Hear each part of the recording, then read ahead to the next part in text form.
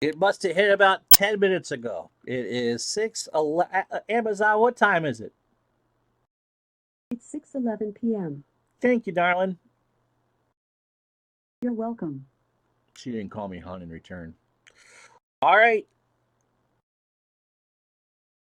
So you're just looking at me at the moment, and this special, really first live presentation of Action PC Baseball 19 is made possible by hockeytournaments.com. I didn't put the logo up, but you know where they are, www.hockeytournaments.com. Um, I'm downloading the game as we speak.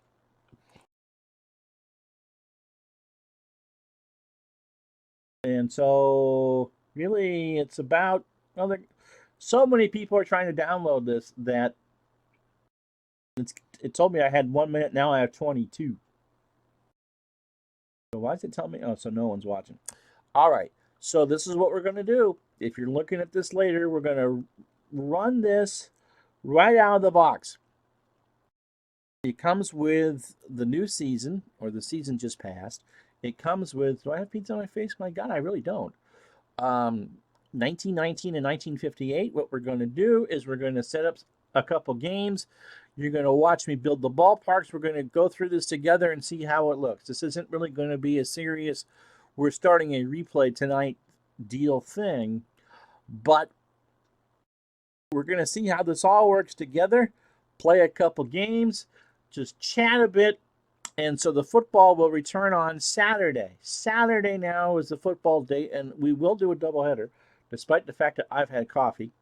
Um, I'll wait a bit. Um, Saturday is the day that we'll do football. So it'll be Saturday will be from hockeytournaments.com and Retro Sports Network, day of decision. And we will do the NFC first around lunchtime, and then we will do the AFC in prime time. I'll talk with Al and see what he wants to do because I don't want to mess up anything that he might have planned. So it'll be San Francisco at Detroit, and that will decide the NFC wild card. And it's either going to be Detroit or the Giants of all teams. And then on Sunday, or on Saturday night at 7 ish, we'll play the last game of the regular season, the last regular season replay game. It'll be New England and Miami from the Orange Bowl. And it's amazing the speeds I get now. Miami or Kansas City. And they will play Cleveland. But as far as we're concerned here, okay, so we got a nice little bunch here. You gotta look at me for a sec so you don't see any settings. But as I said earlier in the little special thing there, once I realized that the date was wrong, I'd like to thank Al, Red Sox fan, for reminding me that the 20th was Thursday and not Friday. And for Dave Gardner and those who are disappointed that there won't be any football tonight, I'm sorry. But we're gonna do this together, and it's gonna give me the Windows warning. So you're looking at me, looking at the other screen. Is it ready? Is it ready? And I'll leave this up. So for those of you watching later, going, "Oh my God, I really gotta look at video." Yeah, you do. The game I think came out about 5 after 6 or so, Eastern time. Is it blinking? Can I now open it? I think I can open it now.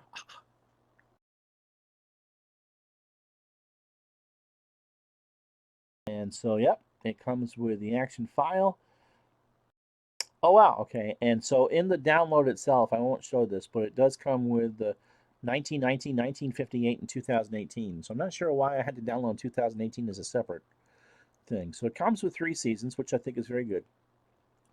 And the 2019 Great Teams set.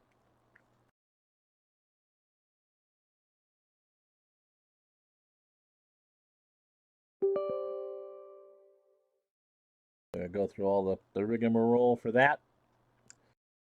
A copy of all the files. Surprised it didn't yell at me. Usually for new Windows things, it yells at you.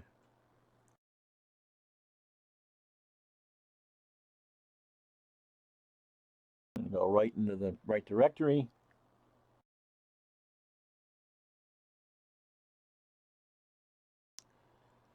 Then I'm going to go through and open it and set up another screen. There's going to be a lot of screen setups tonight. This is not going to be a normal video. If you've watched some of the live plays and live streams and new ones, I mean, especially on Devin's channel, the OG, this is pretty much what he does. You know, so you're going to get the, I mean, this game is brand stinking new. Okay. Those program files. Baseball 2019. So that's a new file. Baseball era. That file. Okay. So I'm going to, you're going to see me set up a screen here in just a minute. Oh, that's new.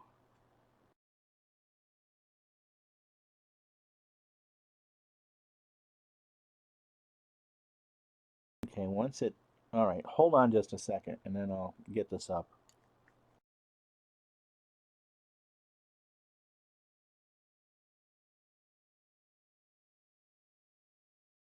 No one's watching this live anyway.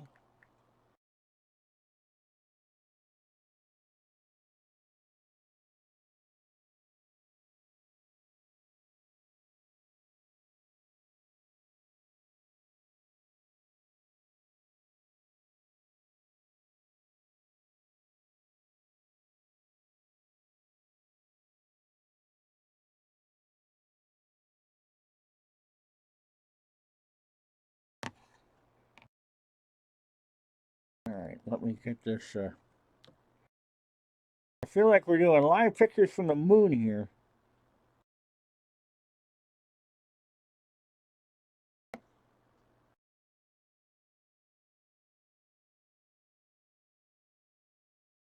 And of course, when I need, here we go.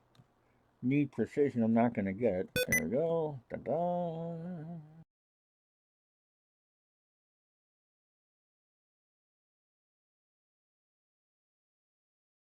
All right, so we got that. We get in the settings here.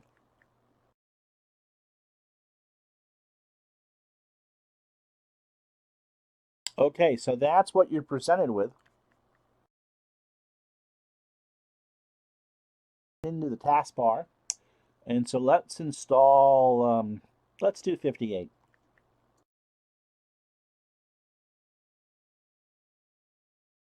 I don't think that's already installed.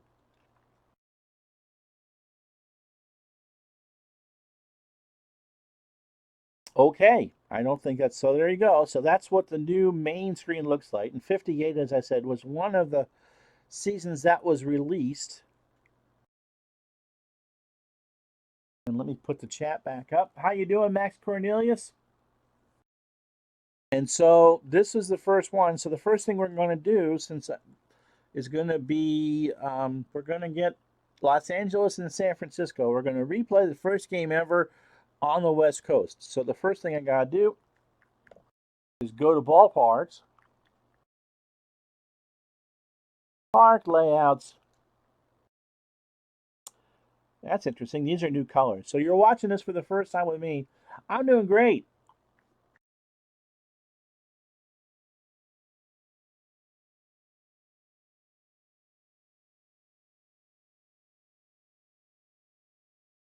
Seals. Day. That looks a lot like, wow. Okay. Well, a couple things I noticed right off the bat here. First of all, that looks a hell of a lot like Candlestick Park. They've changed the color for the fencing. The outfield blobs are the same, but the wall colors now, the wall placings now are different color. Dark blue for the top and white for the bottom. So go ahead and put in what you want to see and anything at all in here while I get this all jimmied up for you.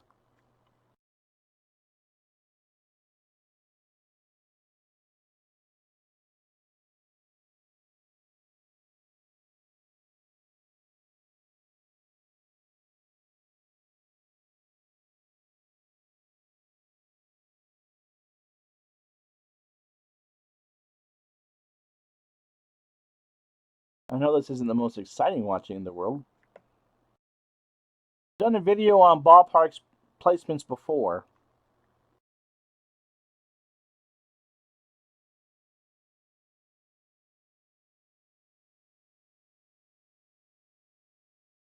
Problem is, even though you can import them from one year to the next, I've never successfully done it.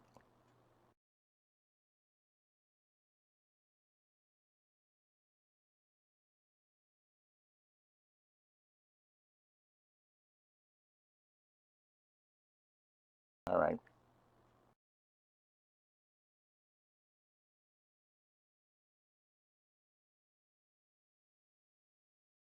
I can put the basement in place.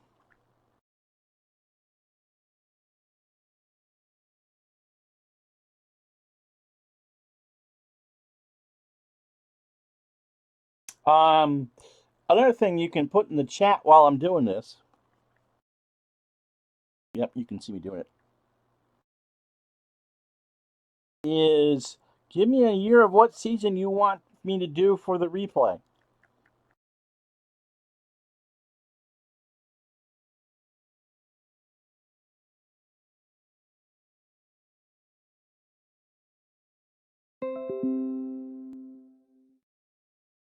My buddy Ricky reacting to the Nationals signing Anibal Sanchez for 2 years and $20 million. What a crock.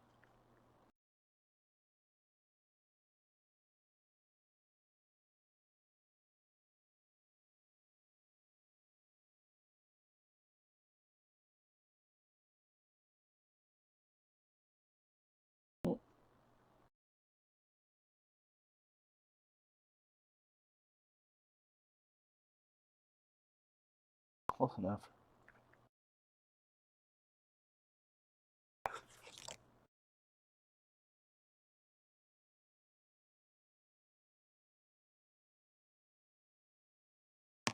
When I do one from the 1919 season, I'm going to do it at Old Comiskey, which is already all set.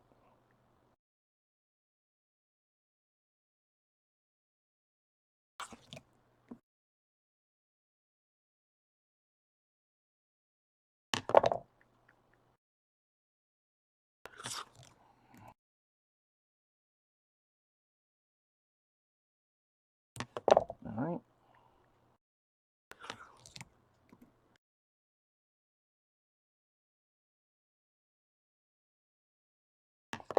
Okay.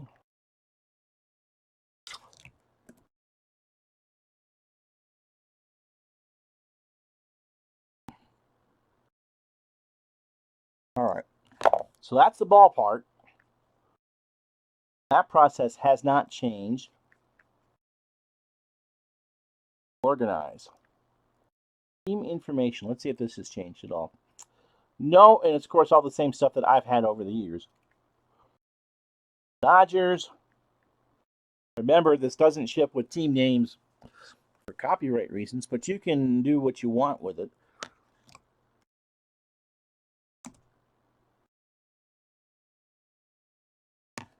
And I'm not going to worry about uniforms today.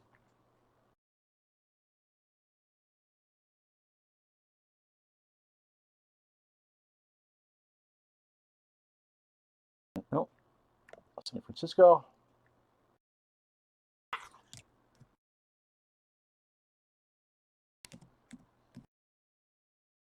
Giants.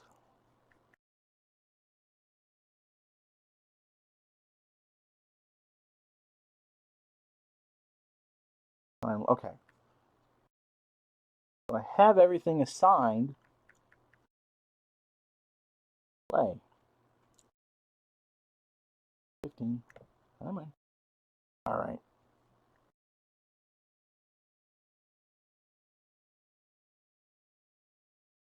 Oops. I forgot to tell the game what to do.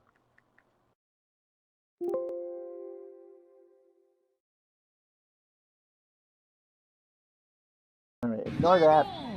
Pitching for San Francisco, Ruben Gomez. Leading off for Los Angeles, Okay, yeah, center we'll shut that fielder, off in a second. Gino It's always fun when you're Simola. doing this for new. And I know this is not the most exciting thing in the world to do. All right, so I forgot to tell San Francisco what their stadium was. So if you've never done that before, you go under data.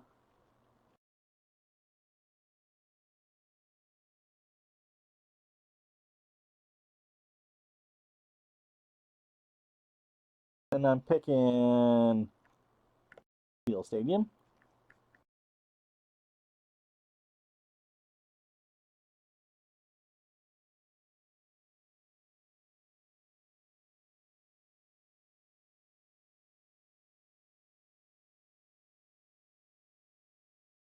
My ballpark is right.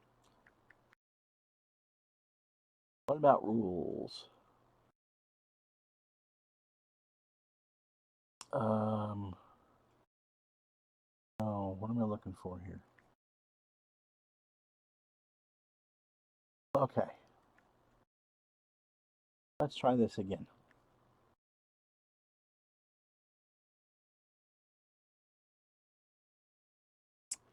Okay, these are new. Full screen, play call box on the right side. Lineup stats are going to be real. City and nickname. Oh, it gives that's a new thing. It gives you the ballpark factors right on the game display screen. That's new. So you can see just what the effects are. So left-handers at Seal Stadium are going to have a couple less on the hits. I don't know what they specifically mean, but doubles would be down, triples would be up, and so would home runs. And for right-handers, it's going to be harder to hit doubles and triples. It's slightly easier to like by a one for a home run. So that's new. I won't play with any of that. Player displays. Oh, I can put things in a circle. All right, we'll try that. Fielding range and throwing arm. So I want the fielding percentage. And I can change the font, make it bold. And I can go rectangle, rounded rectangle, oval, or none. And it takes me back. So we'll leave it. Small icons. No, I don't want the small icons for the chalkboard. I want the regular. Player photos, batter. This is all new. This is all checkboxes this year. Batter, pitcher, base runners. I don't want, yeah, fellows are the runners. I don't want playing field batters and pitchers. Al will do that. Generic photo. Photos not available. Uniform instead of photo. Players labels with focus. So that's new. Video and sound. I don't use narrator. So we'll leave the speeds as is, and if we'll probably change this 2 or 3 times. I can change the speed now of that, and I can limit video extras, foul tips, mound trips, fights. No, I don't want to do that. I want fights, damn it. We don't use narrator. Play-by-play. I don't do team colored play-by-play. Batter comments, new pitcher comments, base runner situation, inning recap, and home run distance. Play-by-play speed. I'm going to go to slow. Park image, that's what you got. Box and reports, I'm not going to change that tonight. I'm trying to see if there's anything new there. Box score extras, homers, hit-offs, stolen bases, and I do want great plays. Pickoffs, end of game report, starting game pitching score. Oh, I can put the box score back. I can put OPS now in the batting line. Only 4 categories. I don't need doubles, triples, and home run stats in the box score. Down up top. Pitching line will have balls and strike count, home runs allowed, and ERA. Home run distance display, it's on the play-by-play report. Okay, I want to warn before pitching change. pinch hitter, pinch runner, defensive sub. And for game era, it's grayed out anyway, but it always should be. Yeah, you got to have the fights. It always should be standard batter versus pitcher average.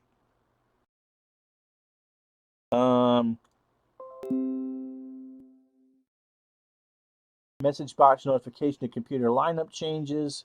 Computer's not going to be doing any coaching. And because I'm going to be chatting through most of this, warn me before my pitcher bats. All right? Okay, thanks for being patient. We're going to load the lineups. And so we welcome you to opening day.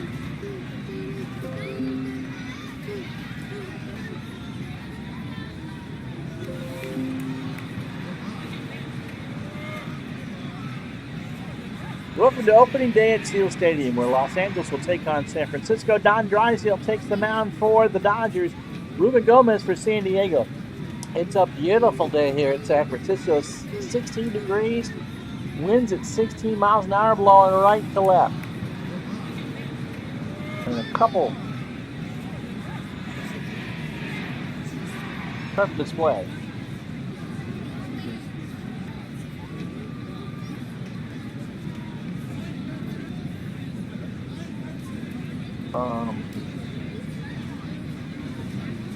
Preferences?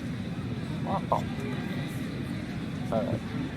Game display. I want team lineups. Both teams.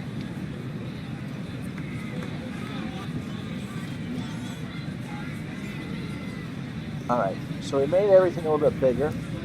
You see Samoli at the plate? Alright, well, Max, if you're still here, God bless you. It only took us 20 minutes to get this set up. But this is what we got. This is our first game using Baseball 2019. And it will be Gino Samoli leading off for the Dodgers playing center field. Oh, it now tells you the stolen bases of a player in the lineup. That's cool.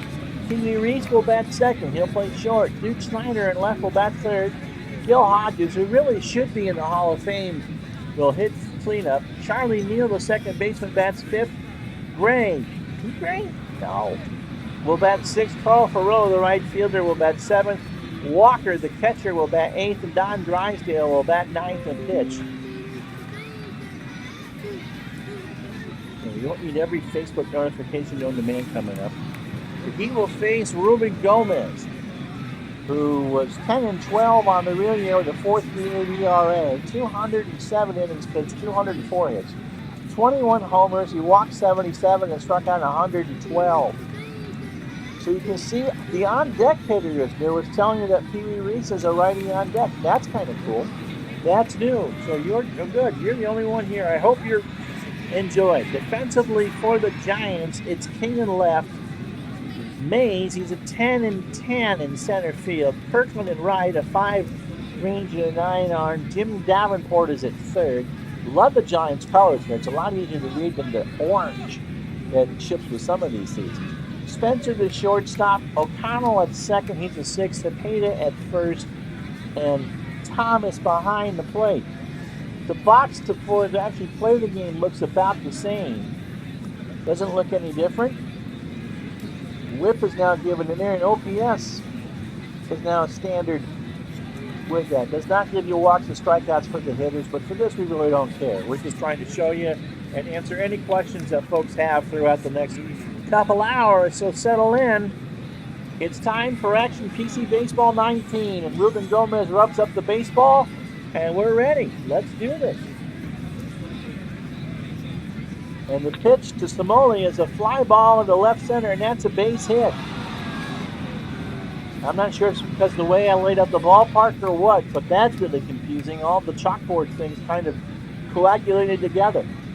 Anywho, Samoli has a single, and I'll bring up Pee-wee Reese, who is at the end of his career. You know, there's a reason why the Dodgers did not play well their first year out west. They weren't very good. And they certainly had no idea what to do in that strange ballpark over there. Pee-wee hit 224, 4 homers and 17 RBI in the real year. And he's going to play the bunt. We're going to play the bunt. corners in. Davenport and Cepeda. The pitch from Gomez, that's punched it down. Thomas down to O'Connell, and Reese is retired on the sacrifice. Score at 2-4, and that brings up Duke Snyder. And yes, I had the pitching thing wrong. Hodges is on deck, and you can kind of see it there. The Duke of Flatbush, 312, 50 homers, and 58 RBI out in LA. It might have worked for the Ricardos, but it didn't work for most of these players from Brooklyn. This supposedly is Seal Stadium, even though to me it really looks like Candlestick and Metropolitan kind of smushed together. So Gomez is ready. So is Snyder. The pitch, fly ball to right center. Mays has it for the out. Somoli retreats back to second, goes to third, and the Dodgers have a runner on third with 2 out from Gil Hodges. 259, 22 homers, and 64 RBI. And as you can see, Charlie Neal is on deck. That must be new. I wonder if I can change that. So that's the only obvious new feature I see. Gomez is ready. He delivers, and Hodges strikes out. So 1-2 pitch swung on and missed strike 3. And Max Cornelius wins sainthood for today. So that's the side. No runs, a hit, and no errors. After a half inning, it's the Dodgers nothing of the Giants in the first game ever, Major League game on the West Coast. And Don Drysdale is pitching for the Dodgers. He did not have a great 58. 4.17 ERA, 12-13 on the year. 211 and 2/3 innings, 214 hits, including 21 home runs. He walked 72 and struck out 131. It'll be Jim Davenport leading off for San Francisco. King will bat second, play left field. Then Willie Mays, who only had 29 home runs his first year in California, will bat third. Kirkman, the right fielder, Willie Kirkman, will bat fourth. Orlando Cepeda, the baby bull, really the first San Francisco Giant, will bat fifth. Spencer, the shortstop, hits sixth. O'Connell, the second baseman, seventh. Thomas, the catcher, will bat eighth. And Pedro Gomez, who threw 14 pitches, will bat ninth. Snyder, all right in the left field. He's a 5 range with an 8 arm. Tino Somoli, a 5 range with a 9 arm. Carl Furillo, 4 range and an 8 arm. Gray is an 8 at third. Pee-wee at the end of his career, not good defensively. He's a 4 at short. Charlie Neal's a 7 at second. Gil Hodges is still a 10 at first. And Walker, it is Rube Walker, not a good catcher. 2 and a 3. So Davenport, 256, 12 homers, and 41 RBI.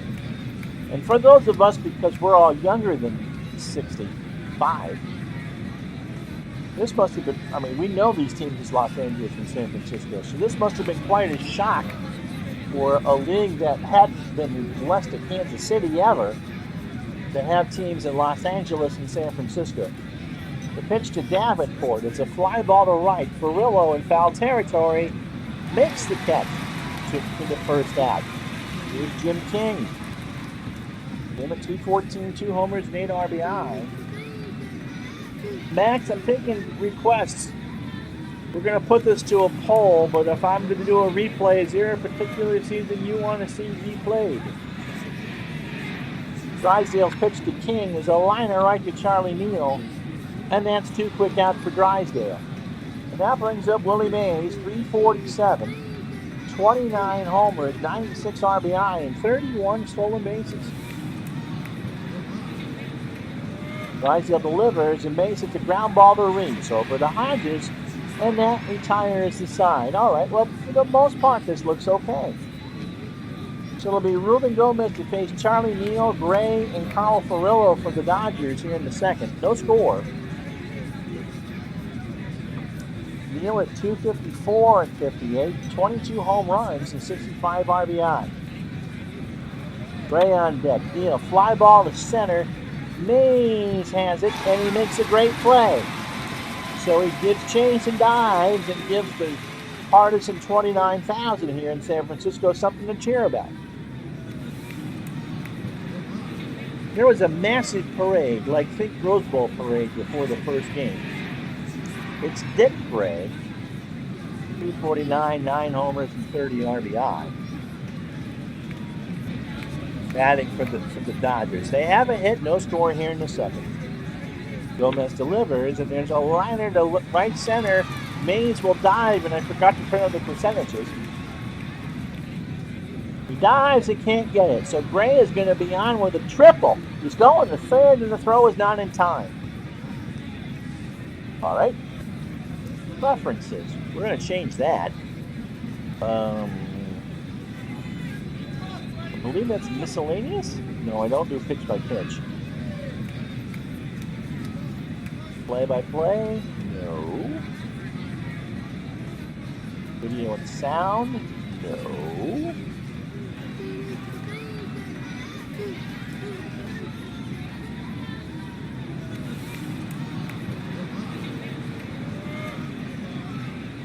Player displays. No. Game display.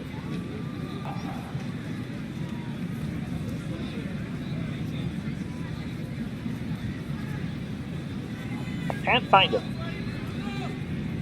I'll look between games, I think. Box score.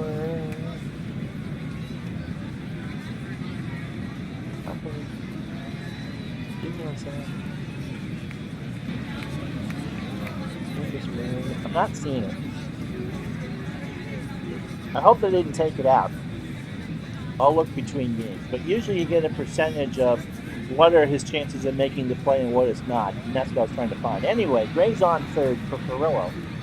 Carl and Oakbeck, 290, 18 homers, and 83 RBI. How much you want to make a bet he was so, unless he was from California, that he was so thrilled after 15, 16 years in Brooklyn to move out to California to end your career. He lines one to Spencer, and that retired. Nope, that's two out. So that brings up Rube Walker, 114, a homer, and 7 RBI, 85. You know what? That could be interesting. I'll certainly put that in the poll. Is there a particular reason? That's what I would do because I was 14 that year. I had no trouble. In fact, that replay is ready to go. Walker, I already gave you the numbers. Gomez, ball 4. And so that's not who you want to walk, and that brings up Drysdale. 227, a good 7 home runs, my goodness. And 12 RBI. So it's just Max, so I'm not going to do it if you're coming to the channel. No football. Samoli on deck. Pitch to Drysdale. It's a high fly ball. King in the corner and left. He's got it. And that will retire the side. No runs, 1 hit, no errors. After an inning and a half. It's the Dodgers nothing and the Giants nothing. It'll be Kirkland, Cepeda, and Spencer. So Kirkland at 258, 14 homers, and 56 RBI. The Cepeda was the first real big, pure West Coast player. And the Giants just got better, faster. Pitch from Drysdale is a fly ball to right. Carrillo goes back into the corner, and he'll turn and watch it go. So Willie Kirkland hits the first home run on the West Coast, and it's 1-0 Giants. We don't have a replay, right? Replay text. So that's not on the chalkboard. You can't do it like the football game. That's bad. I was kind of hoping for that. So it's 1-0 Giants. The first game here on the West Coast. Orlando Cepeda, the baby bull, 312.5 homers and 96 RBI. Rounded into 20 double plays. Drysdale digs in. Cepeda, ground ball to first. Hodges, the first in time. It makes it, I guess, easier to read because now the names don't kind of overlap each other and you can't see it. But you're dyslexic. I could see where that would be crazy to try to figure it out. Anyway, 3U on the play, and that brings up Darryl Spencer. 256, 17 homers, and 74 RBI. Drysdale delivers. O'Connell on deck. Grounder to Neal on the grass over to Hodges, and that's an out, right? Yeah. So that brings up Danny O'Connell. Played for the Pirates in the early 50s because that's off the baseball card. 232, 3 homers, and 23 RBIs. Always like that 85 Cardinals team. That's a good reason. Man, that team could steal like crazy. Like absolute crazy. And, excuse me. I mean, didn't Tommy Herr hit under 10 homers and drove in over 100? And John Tudor had a crazy year. Pitch to O'Connell, ground ball to Hodges. He takes it to the bag for the out. A little slow. All right, so after 2, 1 run, 1 hit, no errors. The home run by Kirkland puts the Giants on the board. They lead at 1-0. So these are the default colors for the scoreboard. I like it. The black and the white. So top of the lineup for the Dodgers. After 9 batters, Ruben Gomez has thrown 34 pitches, 2 innings, 2 hits, a walk, a strikeout, and no runs. Samoli singled to start the Dodgers there on the West Coast.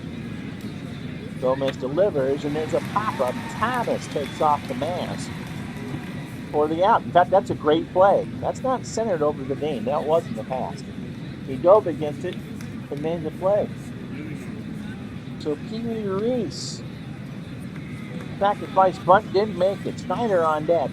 1 out here in the 3rd. Gomez delivers, and there's a ground ball to O'Connell by the bag at second over to Cepeda for the out. 2 out.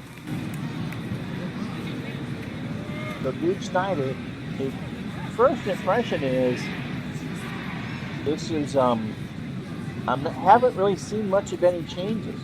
The front will look different, and we'll look at that after the game. Snyder's 0 for 1. Gomez delivers, and there's a ground ball to O'Connell over to Cepeda, and that's an out. That's 2 outs. And that's 3 outs. No runs, no hits, no errors. After 2.5, the Giants won, the Dodgers nothing. So Valmy Thomas, the pitcher, and then Jim Davenport here in the bottom of the 3rd against Drysdale. Valmy, 259, 3 homers, and 16 RBI. Gomez on deck. Pitch to Thomas, struck him out. 2-2 pitch, swung on and missed, strike 3. So that brings up Ruben Gomez, who hit 200 with 6 RBI. My pitcher's about to hit. Okay, so that's new. Max says that Kerr hit 8 homers and had 110 RBI. That's incredible. I mean, those are dead ball numbers. And 18,000 stolen. That team, I think, stole 230 bases. And could field. I mean, Herr was a pretty good second baseman. Pitch to Gomez from Drysdale. Ground ball to Reese. Over to Hodges for the out. So 2 out. Nobody on for Jim Davenport. Through 9 batters, Drysdale's retired all but 1. With that 1, hit a solo shot. Willie Kirkland, he has thrown 32 pitches. He walked none and struck out 1. Davenport is 0 for 1. Pitch. There's a little liner in the right that's going to get all the way to the wall. Davenport is in the second with a double. And so while the chalkboard looked kind of clunky there, remember, I just drew that. Well, right there. So these parts that come from game pictures and not necessarily a still camera picture can be kind of wonky. Here's Jim King, he's 0 for 1. So Davenport on second. No runs, 2 hits, no errors, and 3 stranded for the Dodgers. The Giants are run on 2 hits and no errors, and they haven't stranded anybody yet. Max, is there anything in here on the chalkboard that is kind of confusing, or I should do different, or whatever? We'll ask that a few times tonight. King pops this one up in the left. Snyder's there, and that retires the side. No runs, a hit, no errors. The Giants finally stranded one. We played 3. Giants 1, Dodgers nothing. This is a first look at Action PC Baseball 2019 on Retro Sports Network. And we'd like to thank HockeyTournaments.com for their sponsorship, and so you can get this on opening day. And their patience, because we were supposed to be doing football. So it'll be Hodges, Neal, and Gray. Hodges is 0 for 1. Gomez pitches. Fly ball to left. Back goes King to the wall. He's in the corner. Makes a catch for the out. But Charlie Neal is 0 for 1. Gomez delivers, and there's a fly ball to left center. King, he's got it. 2 out. For Dick Gray, who tripled and somehow is stranded. Gomez's pitch, and there's a fly ball to shallow center. Mays comes in, and he makes a great play.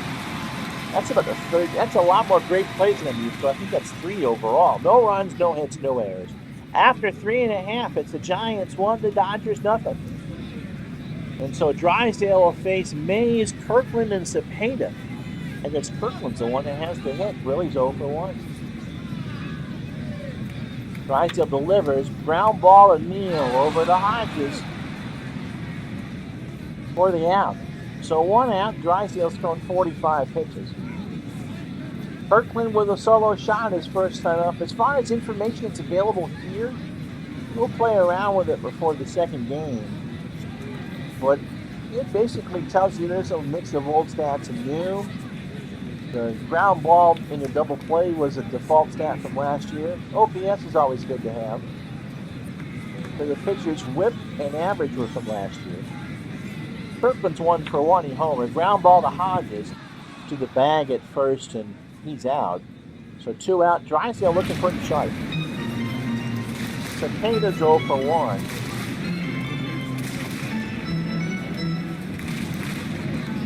Does it give his career numbers? No, just his no,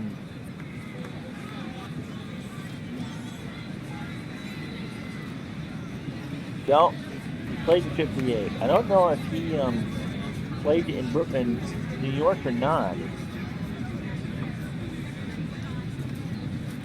No, he's Rookie of the Year in 58. Oh, that's kind of cool. I haven't seen that before. It lists his Hall of Fame, Rookie of the Year, and the year he was MVP. Of course, that was with St. Louis. The year they went to the World Series. Let's take a look at this real quick. Gives you the OPS plus, which up last year, current up-to-the-date statistics for the replay. He didn't pitch. His fielding stats at that position. Real-time statistics versus each team. Won't have a game log yet. I'll leave this on here. This is what they have for manager options if you are into that sort of thing. Because there's a lot of people that are. And his usage, that won't matter. So just as customizable as it was in the past. 2 out. Drysdale delivers, and there's a pop-up left side. Gray will let this one find the seat as a souvenir. So a ball and 2 strikes. Drysdale delivers, and there's a fly ball to shallow right. Ferrillo is there. And that retires the side. No runs, no hits, no errors. After 4, it's the Giants 1, the Dodgers nothing. OG's with us. This game broke about 50 minutes ago. We downloaded it. And so you've only missed about 5 innings, and I'll show everything again. As far as the game concerned, we know that Jimmy the Greek Devin went with the Dodgers because the Giants are ahead. 1-0 here in the top of the 5th. It's Ferrillo, Walker, and Drysdale for the Dodgers. And this is Shield Stadium. I drew that myself. And Max gets his gold star because he watched me do it. Pitch from Gomez. Ferrillo sends this one to left. King for the out. 1 out. Rube Walker. Walked in the 7th. Oh, that's right. He's on walks and strikes, or strikeouts. So the pitch to Walker. It's a fly ball to center. Mays goes back and makes the catch. 2 out. And it's telling you that Walker now it's 5, or Mays is 5 putouts today. There's Drysdale again. That's 0 for 1. He's 0 for 1. Again, he had 7 home runs in 58. Pitch from Gomez. Struck him out. So 0-2 outside corner, look down for strike 3. Halfway home in this opener, the temperature is now 72, so the weather is dynamic as it usually is, and the winds are blowing 19 out to right center. Someone's going to put that in the jet stream and score. It's the Giants 1, the Dodgers nothing. This is the first game ever, Major League game on the West Coast on Retro Sports Network. Ow.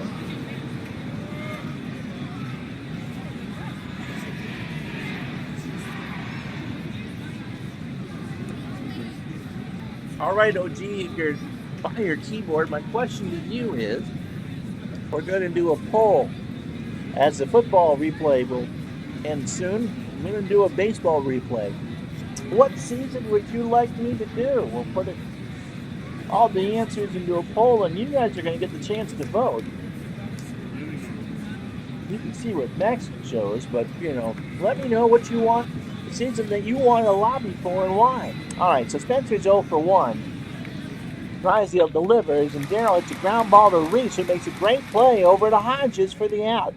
See, that should be centered. That's new. That was centered in the past. But you have more options this year, so maybe it's just me. Daniel Connell is 0 for 2. Looks like the space between the name and the stat on the left is a little more squished. But again, that's a nitpicky thing. Drysdale delivers. O'Connell strikes out. He swings and misses that, and a 0-2 pitch for strike 3. And that brings up Valme Thomas, who was 0 for 1.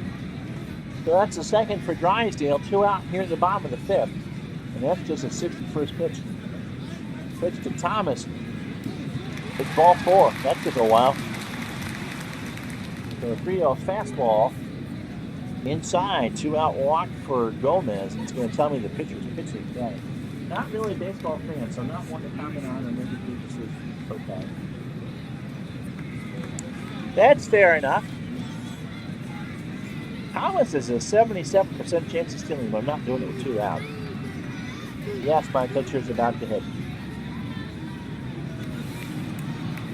It is. I had to design the park. It's not one of the stock ones. And so the chances of us playing a game ever from Seal Stadium again are not real high. And so if you look, Drysdale's kind of tilted to the left. So that's why the next game is going to be from a park that's already in the game. And we'll see what it is from there. But really, this was, as poor Max can tell you, I slapdashed this together just to get it in. Because if you bought the deluxe package for baseball, you got the 58 season, the 2018 season, and the 1919 season. So I figured I'd feature one from the older seasons. So, all right. Drysdale looks like he's throwing port side. The ground ball to Neal over to Reese, and that retires aside. Giants strand 1, no runs, no hits, no errors. After 5. 1-0 San Francisco on the West Coast lid lifter. And as I said before, can you imagine, after all these years, that the Dodgers and Giants were based in New York City? Now, of course, the Dodgers will tell you they never were in New York City. They were in Brooklyn. Gosh darn it. To be sitting there calling Los Angeles and San Francisco. It must have just been mind-blowing to people in 1958. Simone, Reese, and Steiner to bat for the Dodgers here in the 6th. Through 18 batters, Gomez 55 pitches, 5 innings. 2 hits, a walk, and 2 strikeouts. Simone is 1 for 2. He singled. Pitch from Gomez, popped up, left side. Davenport should have it, and he dropped it. That's new. Oh, he did come up with it. He caught it. But that whole strobe light thing is kind of new on the bobble. So there you go. That's really the first new definitive thing I've seen actually on the field. Here's Piggy Reese's 0 for 1. Gomez delivers, ball 4. That walk isn't centered either.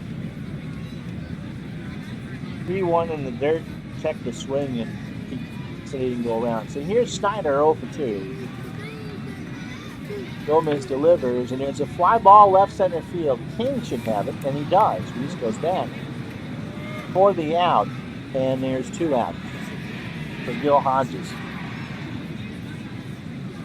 pitch from Gomez. Reese goes. The throw down to O'Connell is in time for the out. So Reese, with a 49% chance of stealing, is cut down at second. No runs, no hits, no errors. After 5.5, it's the Giants 1, the Dodgers nothing. For me, the one team that I have trouble with all these years after moving, and it probably was because of the age I was when it happened, is the Colts. I really still expect them to be in Baltimore. Now, they've been there for 34 years. But once in a while, I'll slip.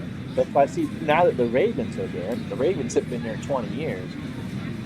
And, when I see Baltimore, the Colts. I'm old. Davenport leading off here, so through 18 batters, Drysdale 71 pitches. 18 batters, 5 innings, 2 hits. The home run by Willie Kirkland, the lone run of the game. And Davenport had a double. So that was the 2 hits given up by Drysdale. Drysdale delivers and struck him out. 0-2 curve over the middle of the plate for strike 3, and that brings up Jim King. He's 0-2. Do the same thing with the Colts, yeah. I probably, like I said, just because of the edge, I don't do it with the Cardinals. I might call them Phoenix once in a while. But, I never got confused with the Cardinals. But, yeah, it was the Colts. Jim King, he's 0-2.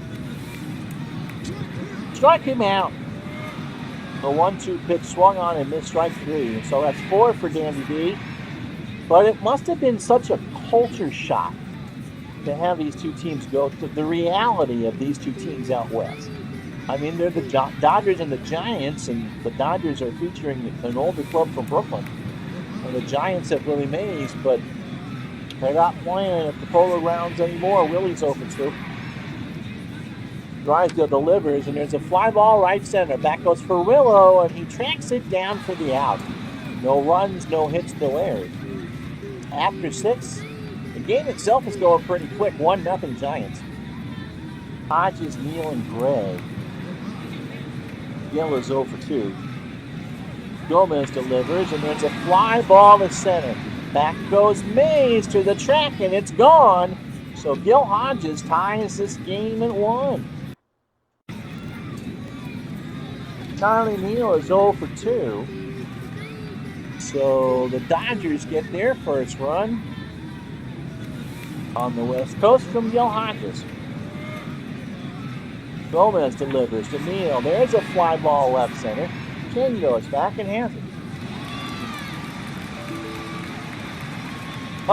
Uh-oh. One drive.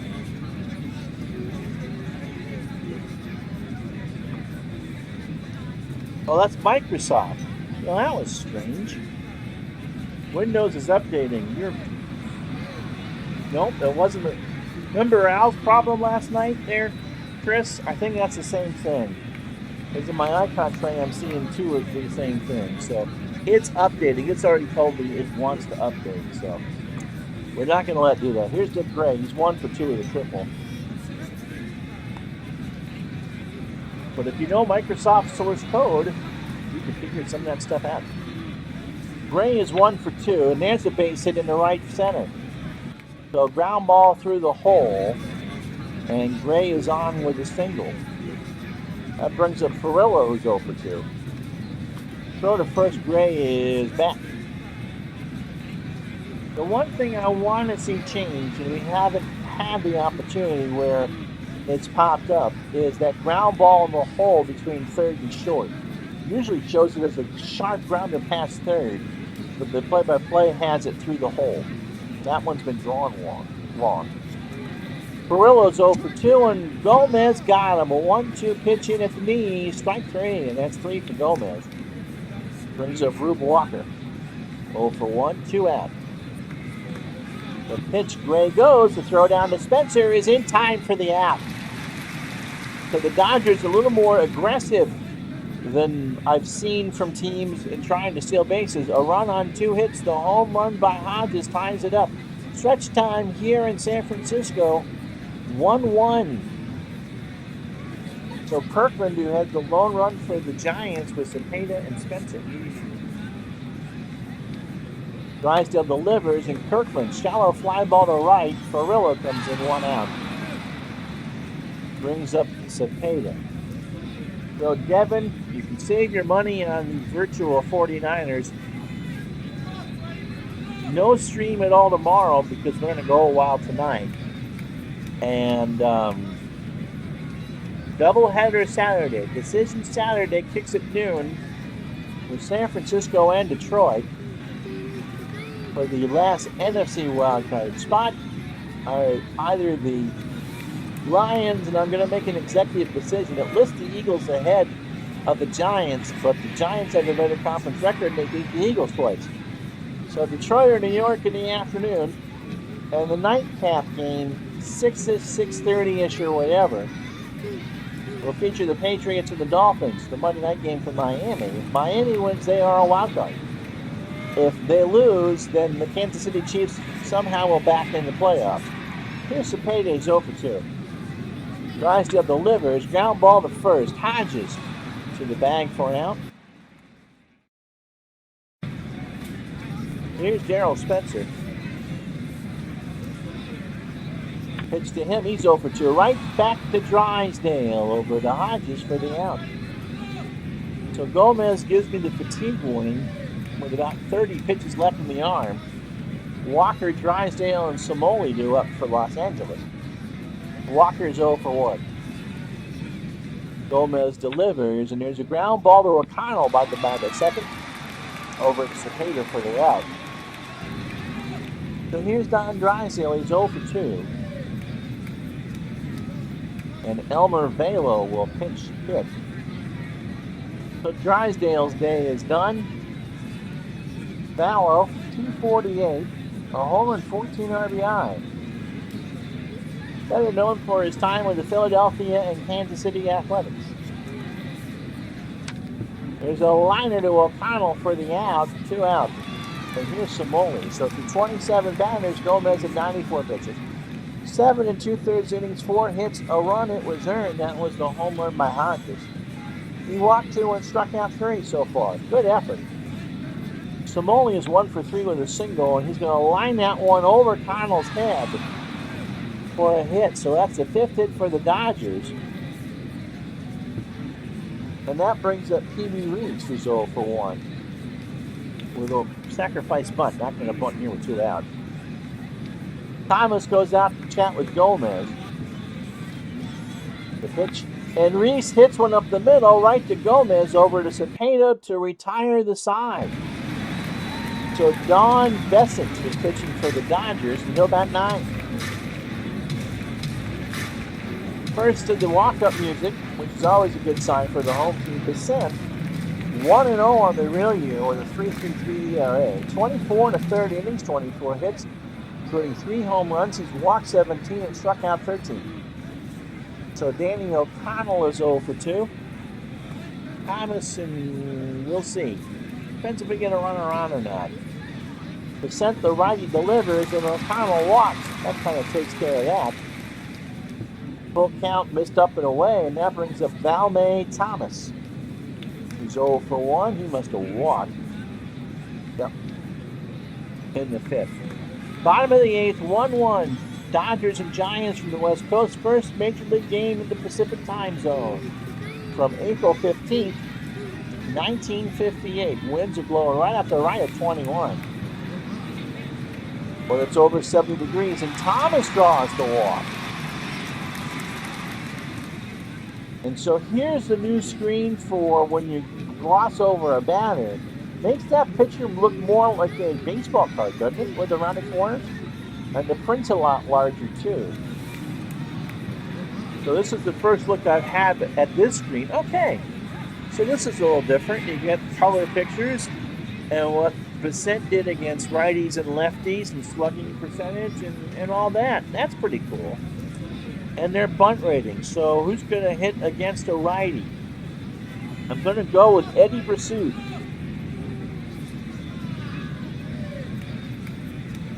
So it's a double click as usual. And there's a shot of Eddie. So runners on first and second, nobody out here in the bottom of the 8th. Bissett has walked himself into some trouble. Here's the pitch, and he got him. He struck him out. He chased a 1-2 in the zone. So one big out for the Dodgers. And that brings up Jim Davenport. It was a double. He's 1 for 3. The Giants have stranded 2. King on deck. Davenport, fly ball to right center. Ferrillo will make the catch. O'Connell will. Ooh. Now here's what I got to change in game 2. I don't have a percentage here. With 2 outs, I'm not going to run myself out of the inning, but I need to know what I'm going to do for a chance. So Jim King is 0 for 3, and if he should reach, it's Willie Mays. Bissett delivers. King lines one to Pee Wee Reese, and that retires the side. No runs, no hits, no errors. Bissett works around his 2 walks. We go to the 9th.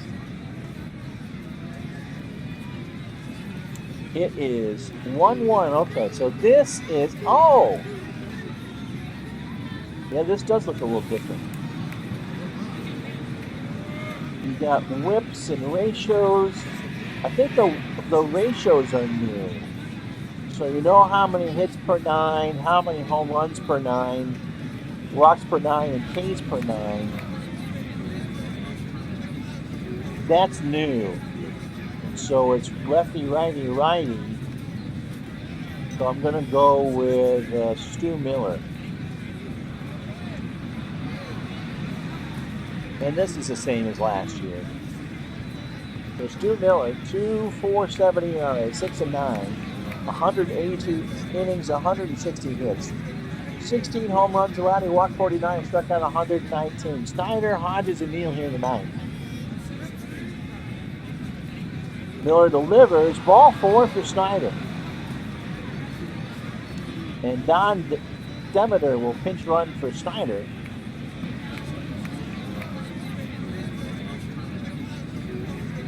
And that brings up Hodges, who homered in the 7th. 1-1 score here in the 9th. Wynn howling out to right field. Pitch to Hodges is lined to right field. Kirkland makes the catch, 1 out. Yeah, the rounded corners are nice. It gives it more of a cards and nice feel. Charlie Neal is 0 for 3. And, you know, this is from the gigantic 31,000 picture pad. So I have most of the players already. So it just kind of gives it kind of that card look. I like that. Miller delivers, and Neal. Detmer goes, and he's out. He tries to steal. So the Dodgers are being quite aggressive on the bases. That in itself is due. Usually the computer manager is not superly aggressive. At least he's stealing bases or attempting them when the odds are in his favor. Charlie Neal is 0 for 3. Now there's 2 outs and nobody on. The logic wasn't real good there, though. O'Neill flies out in the center, and Mays has it. So Clem Labine will pitch for the Dodgers in the 9th.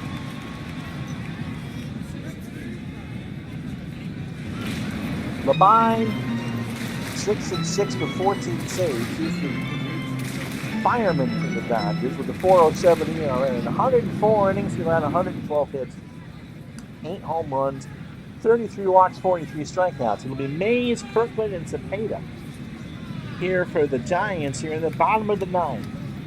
If you're just joining us, the game released about an hour and 15 minutes ago. This is the end of our first game. We're going to do at least 2, if not 3 tonight. And hopefully just kind of chat back and forth as we go on. And this isn't a serious replay type thing. OG asked, but is the base doing historic? Is the guy just doing it because of that program? That's a good question. Late 50s base stealing was pretty rare in the Giants. Junior Gilliam, by the way, is in the game and left, and Labine will bat 3rd for the Dodgers. I've generally noticed that it's not all that aggressive unless it has a speedster. And before Gilliam came in the game, none of the Dodger runners had stolen more than 10 bases on a year in real life. So I don't know. I know that people have been clamoring to be a little more aggressive with base running decisions. I'm just not sure what the case is for that.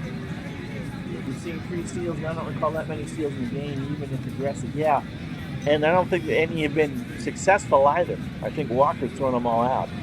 So that might be a new wrinkle if you follow the game.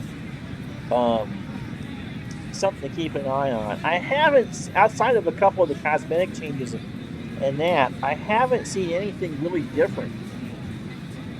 I'm not going to say that's good or bad, but we'll see.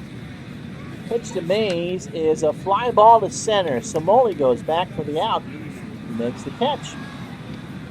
Kirkland, the batter. Willie with the home run back in the second. That was a lone Giant run. The buy-in is ready. The pitch. Beal makes the catch, 2 out. Now the game is pretty polished as is, so you're not seeing a lot of changes. That isn't necessarily a bad thing. Here's Cepeda. He's 0 for 3. Here's the pitch. Cepeda draws ball 4. Another change I'm not sure if you were here for, when I opened up a player's card, let's say Daryl, in Cepeda's case, it opened up, it told me he was Rookie of the Year in 58, that he went in the Hall of Fame in 99 and was MVP in 67. That was a nice touch. Here's Daryl Spencer. He's 0 for 3. The bind delivers. Struck him out. We're getting some free baseball. He swung on and missed an 0-2 pitch, and after 9, it's 1-1. But yeah, I mean, the stolen base thing is the first thing I've noticed. Here's Dick Gray. He's 2 for 3. Triple and a single. Miller is going to go for 70 pitches. And he would bat 3rd in the 10th anyway, so we'll see. Labine, as I said, is batting 3rd. So Gray, Ferrillo, and Walker for the Dodgers here in the 10th. Pitch from Miller. Fly ball all right. Kirkland will catch this for the out. So Ferrillo is 0 for 3. Miller delivers, and there's a fly ball to left. Back goes King into the corner. It is off the wall. So Ferrillo's on with the go-ahead double, and they're going to pinch run and put Don Zimmer in at second. He's a 7 runner, which is a good I agree with that decision. That's a smart decision. So let's see if it pays off. Walker. Let's see if the computer pitch hits for Walker here. They do. Norm Walker. So Walker, 277, 4 homers, and 29 RBI. Again, that is the right decision. So at least in the subs, I don't have any questions. And like I said, this is such an early call that it's not going to make or break, but that you certainly pinch hit and you pinch run. I agree with that. Miller delivers, and Larker grounds one right back to Spencer. Over to O'Connell. They got Zimmer in a rundown, and they got him. So O'Connell put the tag on him, score at 6-4 on the rundown, and Larker safe for the run on first with 2 out.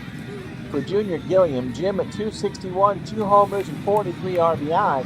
He did see some time in Brooklyn, but of course, his shining years were in Los Angeles.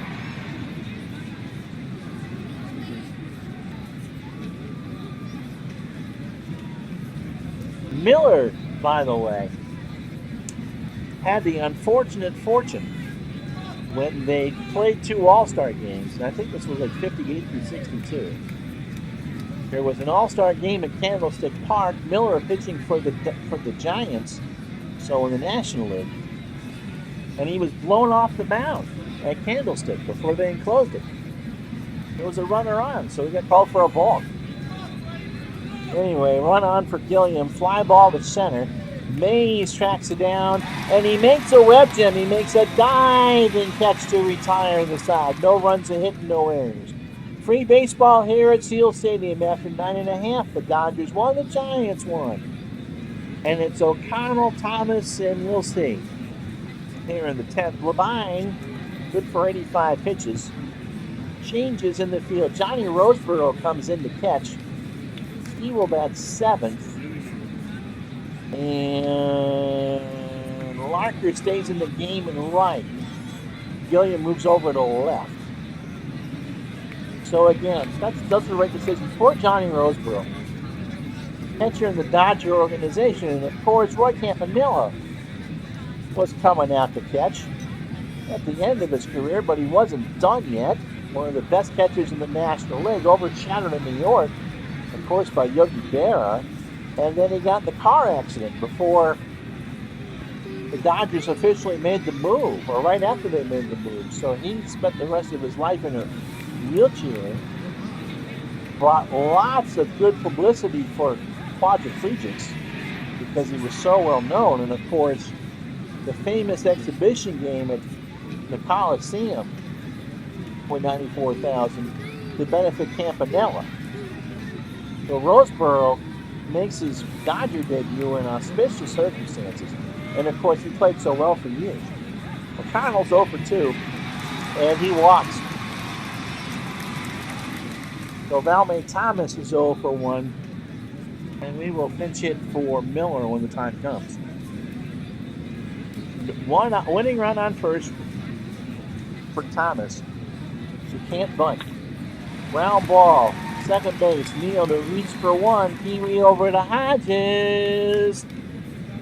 Call it 2, double play. So with 2 out, nobody on. Stu Miller, who's the 120 hitter, will pitch.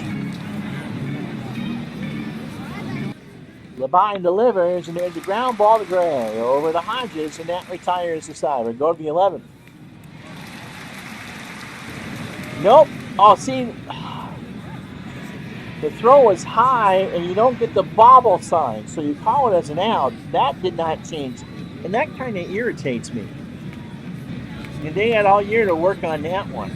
You should know if that's an error. You shouldn't just look up and say, oh, but the runner is on second. So Miller, the winning run, is on second for Davenport. He's 1 for 4 with a double. Labine delivers, and Davenport hits a fly ball to left. Gilliam back in the corner, and that retires the side. No runs, a hit, and an error. No runs, no hits, and an error. And after 10, it's still 1-1. Thoughts on this one? It's an easier play. Dave, if you've owned any other version, it pretty much is like this. The only thing that we've discovered so far, and this is my first game, and we're going to do at least one more after this, is that the computer seems to be a lot more aggressive on the bases.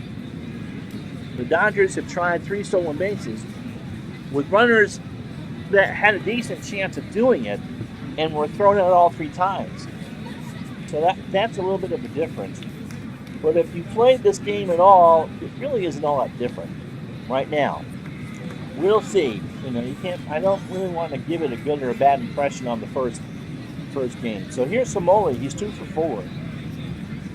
Miller delivers, and Samoli draws a walk. So the go-ahead is on for the Dodgers. You can see the bean there by Stu Miller's name in the lower left. That probably the biggest new thing is that it tells you on the field who's on deck. Pee-wee's a good bunter, so we're going to play for it. Pitch from Miller. Pee-wee puts one down. Thomas over to O'Connell covering at first for the out. So the go-ahead run is on second. Labine steps up. And Joe Picantano will pinch hit. So Joey, 218, 9 home runs and 17 RBIs, got a chance here to put the Dodgers up in the 11th. Samoli on second. For the Giants, it's King, Mays, and Kirkland. And Kirkland's home run in the second gave the Giants a 1-0 lead. Pitch to Picantano with a fly ball to right center. Mays has it. Samoli goes to third. Here comes the throw. He's safe. Easily into third. So the go-ahead run on third, 2 out for Hodges. His home run in the 7th is the reason why we're still playing this game. It tied it at 1. Miller's delivery struck him out. So Ed Roebuck, not Sears, is now pitching for Los Angeles. And Roebuck had some good years in Brooklyn.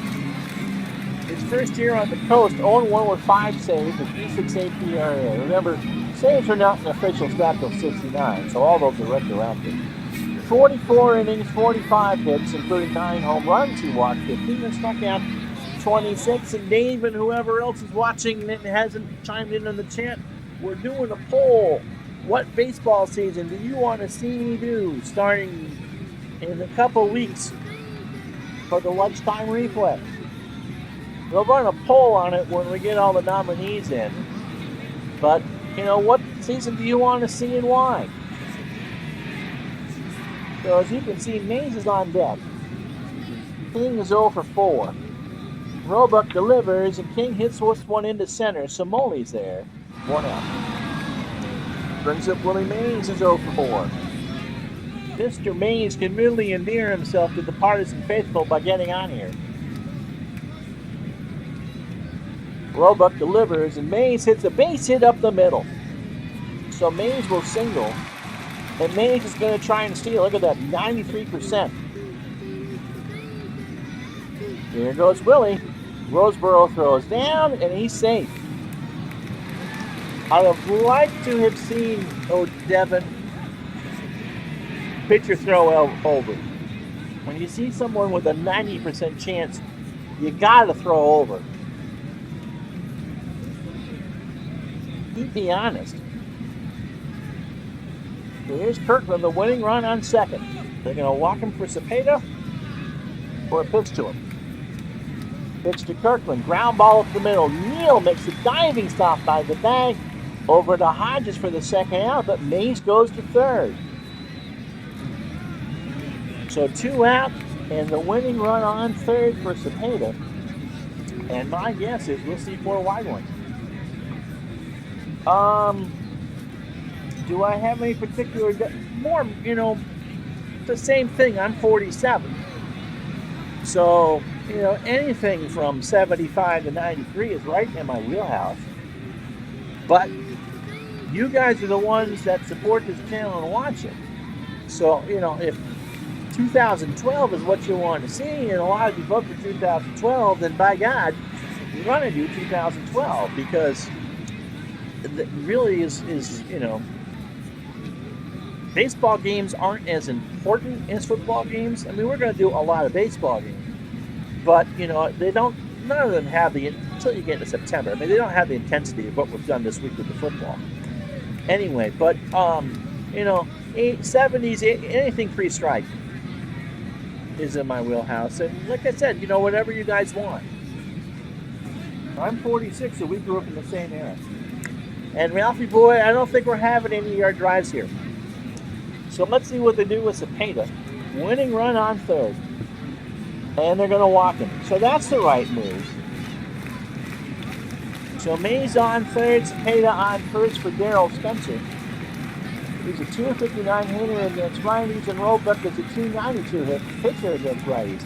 This works in the Giants' favor. Roebuck delivers, and Spencer ground ball up the middle. Neal over to Hodges, and the game moves on.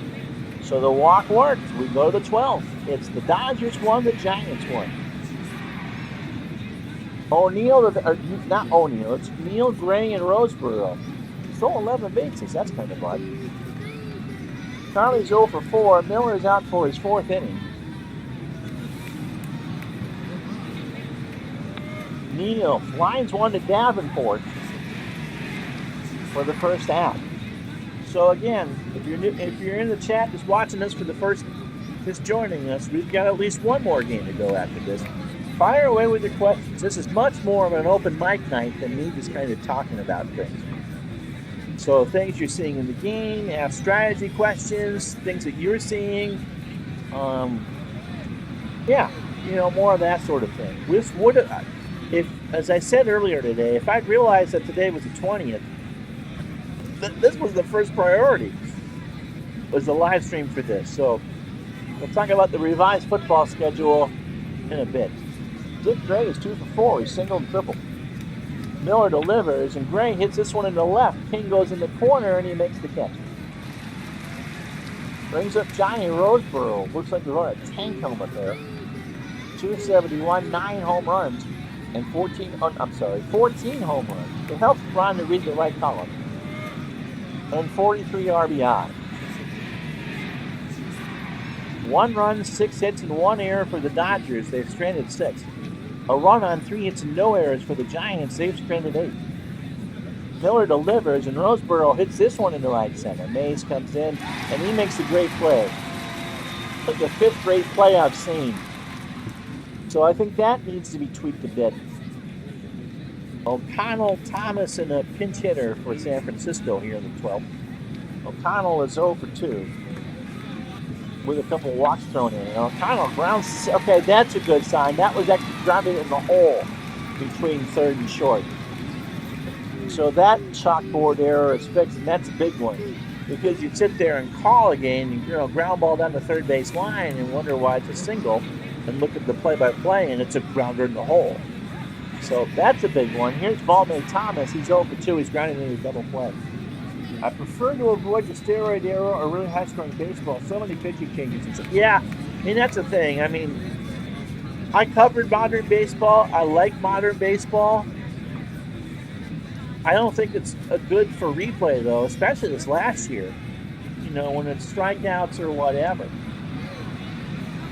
Dave, have you got any thoughts on that? Roebuck delivers, and Roseboro bottles it. And it's a wild pitch, so O'Connell is on second. The winning run is on second on a full count. So will Roebuck just toss ball 4? No, he pitches Thomas. Fly ball, but left. Gilliam in the corner. He'll turn and watch it hit the wall. O'Connell will score, and the Giants win the opener. 2-1. So let's take a look at how to do the box. That's better. So this is our first look at the box score. The logos are correct because I put them in. That looks pretty clean, and the OPS is there too.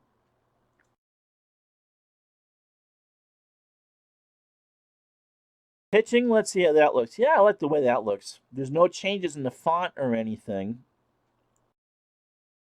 Miscellaneous. That's new.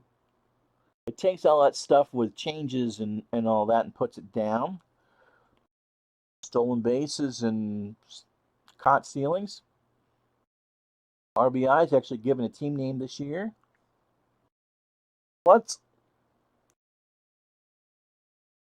Too many great plays. Mays made 4. That seems a bit extreme. We had 7 great plays. That's not realistic. And it gives you the MVP. All right. Score sheet, as usual. I've never looked at this before, but it looks like that's the same. Recap, which they put in last year. I won't read that all. That's about right. Play-by-play, just like you would see on Baseball Reference. And I'm not in a film I've never seen before. Okay. So this is the new batting leaders thing. Starts with recent games. It gives you some standings. Encyclopedia, is that new? No. Oh yeah, teams, player records.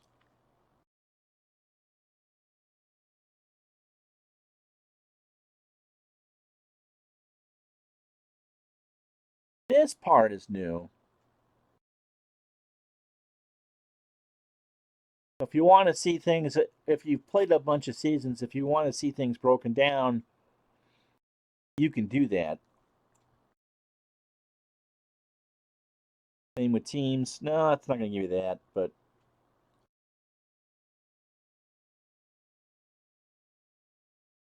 build some records. The box score does look great. Okay, so it's not going to. Oh yeah, it will. All right, so it gives you. So the encyclopedia is pretty new. You can do a lot more with that. You could break things down. So if you're a huge fan of, let me put you back onto me. Let me know if you can see me. Yep, you can. I think that part looks great. I'd be curious to see, once people have had the chance to play this, what they think of what we saw. Just from giggles, I thought the base running was a lot more aggressive in what I saw tonight than I've seen in years past. The substitutions I thought were pretty much right on the line. I didn't get any head scratching from that.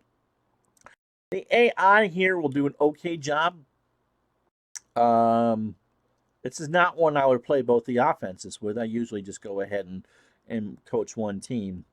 But I don't feel I have an unfair advantage. I think sometimes with the basketball and hockey games, I think you have a huge advantage if you're playing one team over another. But that's just me. All right. So did we lose Dave? Dave didn't respond to the question. Yeah, but the box score does look great. What else do you want to see? I'm not going to put this back onto to the screen, and I'm going to get a game from 1919 ready.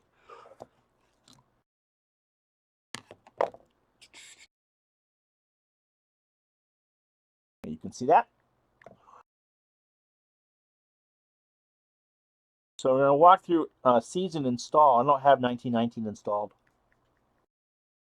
So new season. Same as before. Highlight the season that you want. Begin installation. Give it a few seconds. Installation complete. Updating league file. I don't know if we're going to get exact lineups for this or not. And voila. Pictures are already there. I like that. All right. Let me change a couple things. We're going to play the White Sox and the Red Sox.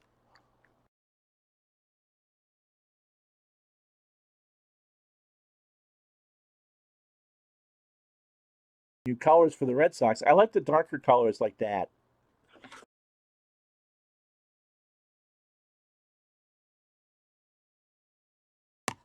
If you don't know, the team franchise names are never in with the zip files. Those are always change them by hand.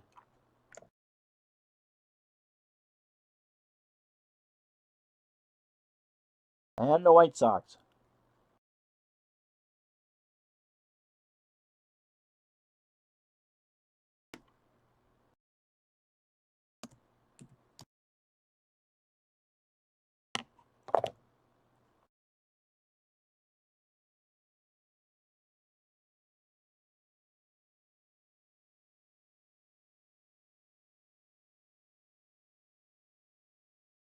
All right. Always make sure you hit OK. Okay, let me find a game. Ugh.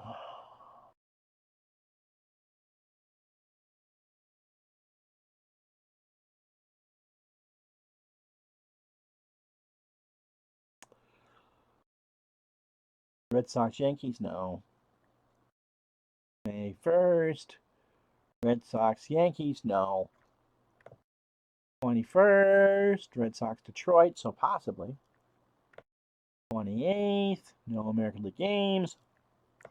27th. Red Sox Cleveland. 29th. Red Sox Philadelphia. June 1st. 10th. Chicago Boston. Boston Washington. All right, we'll do it at Fenway. I just really wanted to pick a White Sox-Red Sox game. So from June 10th, 1919, that's our second one. Okay. Oh.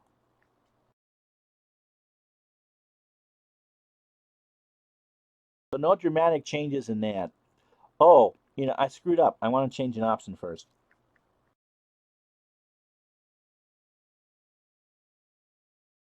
Okay, there's no daily lineups for these seasons, even though I probably could find it. I'm not going to do that. It does give me a picture, though. And Babe Ruth in left field, how about that? Okay. All right, I'm going to back out of this. Hold on. There was a setting I wanted to change. I think I go under rules. Here, by the way, are the rules. 140 game season? Oh, 19, yeah. Rules for batting team error. Obviously, you can have a replay there. I'm never doing that for that. You can warm up the bullpen pitchers, catcher fatigue, rain delays, rainouts, and suspensions. Allow a quick pitch option hit. Allow outfielders to play out of position. The no-pitch walk. That's not new. Roster limits are going to depend on the season. I'm surprised that real lineups aren't included because they exist for this year. I know it was from 41 on. I wondered if he changed any of that. But some of that information is really new.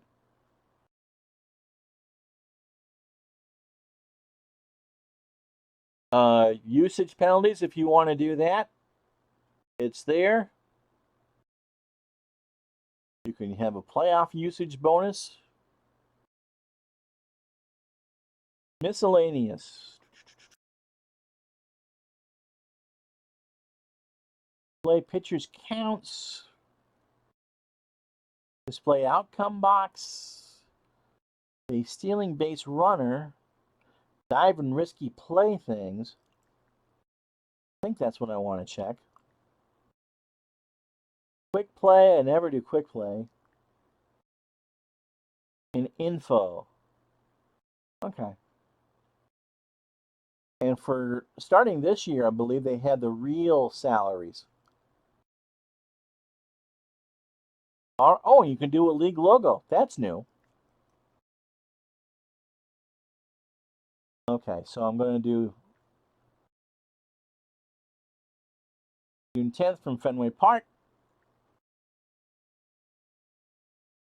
Chicago and Boston. And I want for stats.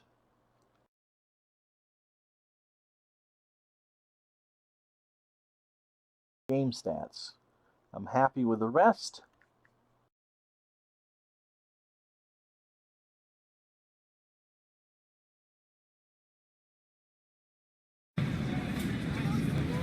So computer lineups all the way. Oh, I lost most of you doing that. Well, I'm still here. All right, this is game 2. I'm back. Now, see, that's not what I wanted. With the outcome box, it tells you the percentages thing, so it gives you kind of an unfair advantage. But I'll leave it here for now. So the Carl Mays pitching for the Red Sox, 5-11 in 1919. Remember, the Red Sox were the defending world champions. 145 innings, 131 hits, 2 homers. He walked 40 and struck out 53. Eddie Collins will lead us off for the White Sox. Shoeless Joe Jackson is in left. He'll bat second. Sox Liebold is in right. He'll be elected. Felsch is the shortstop. Buck Weaver's at third. He'll bat fifth. Joe Shaw, the catcher, will bat sixth. The other Collins will play center and bat seventh. Grisberg will be first baseman to bat eighth. And Williams will bat ninth. And defensively for the Red Sox, well, it's Harry Hooper in right. McInnes at first. Some guy by the name of Ruth in left. Joe Shang will hit cleanup. Amos Strunk is the center fielder. He's a 5 and a 4. Scott is at short. He's a 10, which is very unusual for the era. Vitt, I have no idea who the hell he is. He's a third. Barry at second, and Carl Mays on the mound. So, here we go. 1919. It's light rain. 78 degrees. Winds blowing right to left. And this is the generic ballpark that comes with Fenway, so I haven't touched any of this. Mays delivers, and Collins will hit a ground ball in the hole between first and second. He's on with a single. And your guess is as good as mine about what he's going to do. So Joe Jackson, 351, 7 homers, and 96 RBI. So Ralphie, if you're still watching, I know you don't, just throw a year out there. 85's been thrown out there, but, what's your favorite team? What year they win? Favorite player? Something like that. I want to give people options. So Liebold on deck. Here's Joe Jackson. Mays delivers, and that gets away from Shang, and Collins moves up to second on the wild pitch. And yeah, if you were with us for the first game, if Devin is still here, that pitch is definitely coming from the left side on a tilt, because this is a setup ballpark. So 1-0 the count, and Collins is second on a wild pitch. Mays delivers, and Jackson drops one down. Mays over to Barry covering first. 1 out. We played 82 in another game. It was fun. That's a good year. 78 is my pony season. I'll throw that out there. But 82, I think all 4 divisions are within 2 or 3 games, right? That's the year that started with the blizzard on the East Coast. I remember that one, getting the New York Post and a foot of snow at Yankee Stadium. What game did you use for that? I mean, I'm not getting paid by X and PC. I can be completely honest here. So you don't need to say, don't need to couch anything. Here's Nemo Liebold. I thought his name was Sox. 302, 26 RBI, 18 doubles. Collins on third, 1 out after the bunt. Mays delivers, and there's a ground ball to Barry. And he'll take now I get the change percentages. Liebold's out, Collins scores, 1-0 White Sox. Hockey Felch. 275, 7 home runs, 86 RBI. That's a lot of RBI. Weaver, the switch hitter, on deck. Mays delivers, and there's a fly ball to center. Skunk is there, and he makes a great play. We'll see if we get 18,000 of those. Oh, and it's asking me how my pizza was. It was scrumptious. 1 run, 1 hit, no errors. We go to the bottom of the first, 1-0 White Sox. And so it'll be Lefty Williams, who went 23-11 with the same. A 2.64 ERA with 297 innings pitched, 265 hits allowed, 7 home runs. He walked 58 and struck out 125. Diamond Mine, okay. Beatles Eternal is doing some stuff using Diamond Mine. It's the one game I don't own. I mean, I own so many of the damn things. If I did cards and dice for every game and every season I had, I'd be sleeping on the floor in the living room because there wouldn't be any room in there. My wife would not like sleeping with perforated edges, I'm sure. Probably wouldn't itch as much. Here's Harry Hooper. He'll lead off. 267, 3 homers, and 49 RBI. I also started playing 83 as the White Sox. That's a good team. Do we dare ask what you think of Harold Baines being in the Hall of Fame? McInnes on deck. He's a right-handed hitter, and that scrub named Ruth in left will hit third. Felch is not a shortstop. He's a 0-0. Buck Weaver is a good third baseman. He's an 8. Shoeless Joe is an 8 and 8 in the left. Collins is a 2-5 in center. Liebold is a 7. I can't see the arm and right. Ritzberg is a 5 at first. Collins a 9 at second. Excuse me. And Schalk is a very good catcher, a 10 and a 7. Lefty to Hooper. Ground ball, base hit, right side. We'll get through. And so Hooper's on.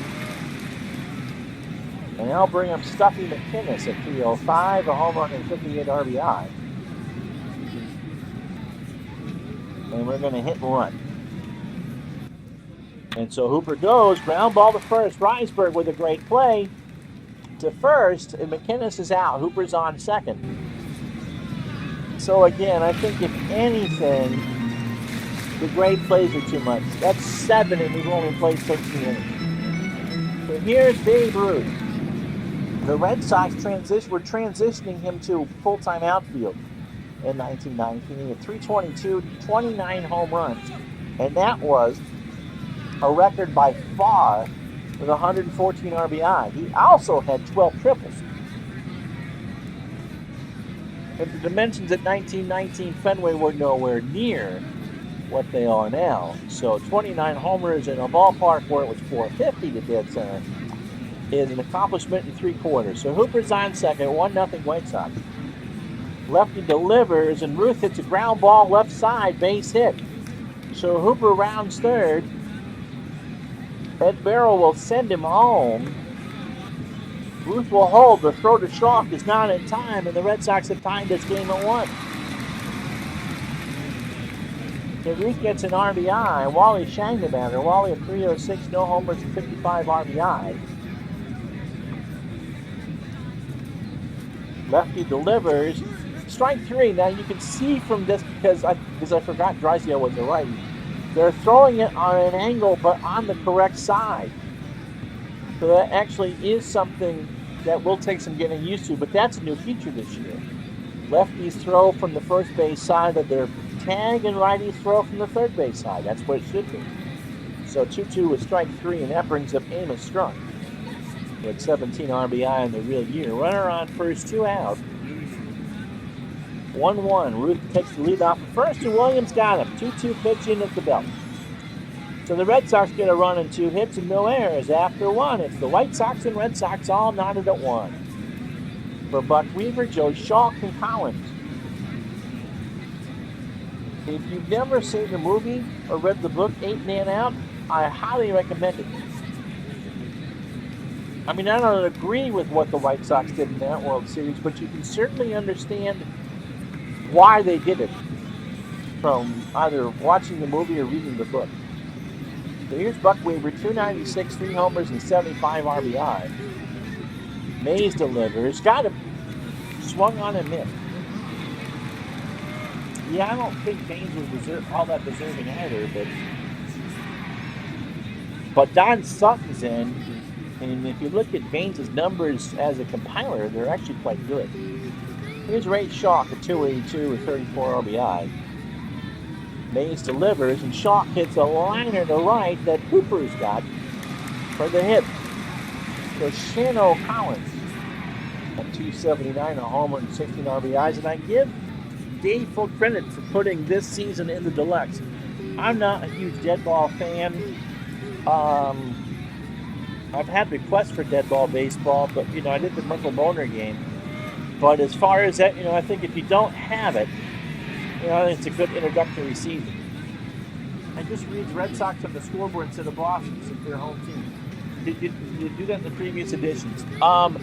You've had the option. I think I could change it.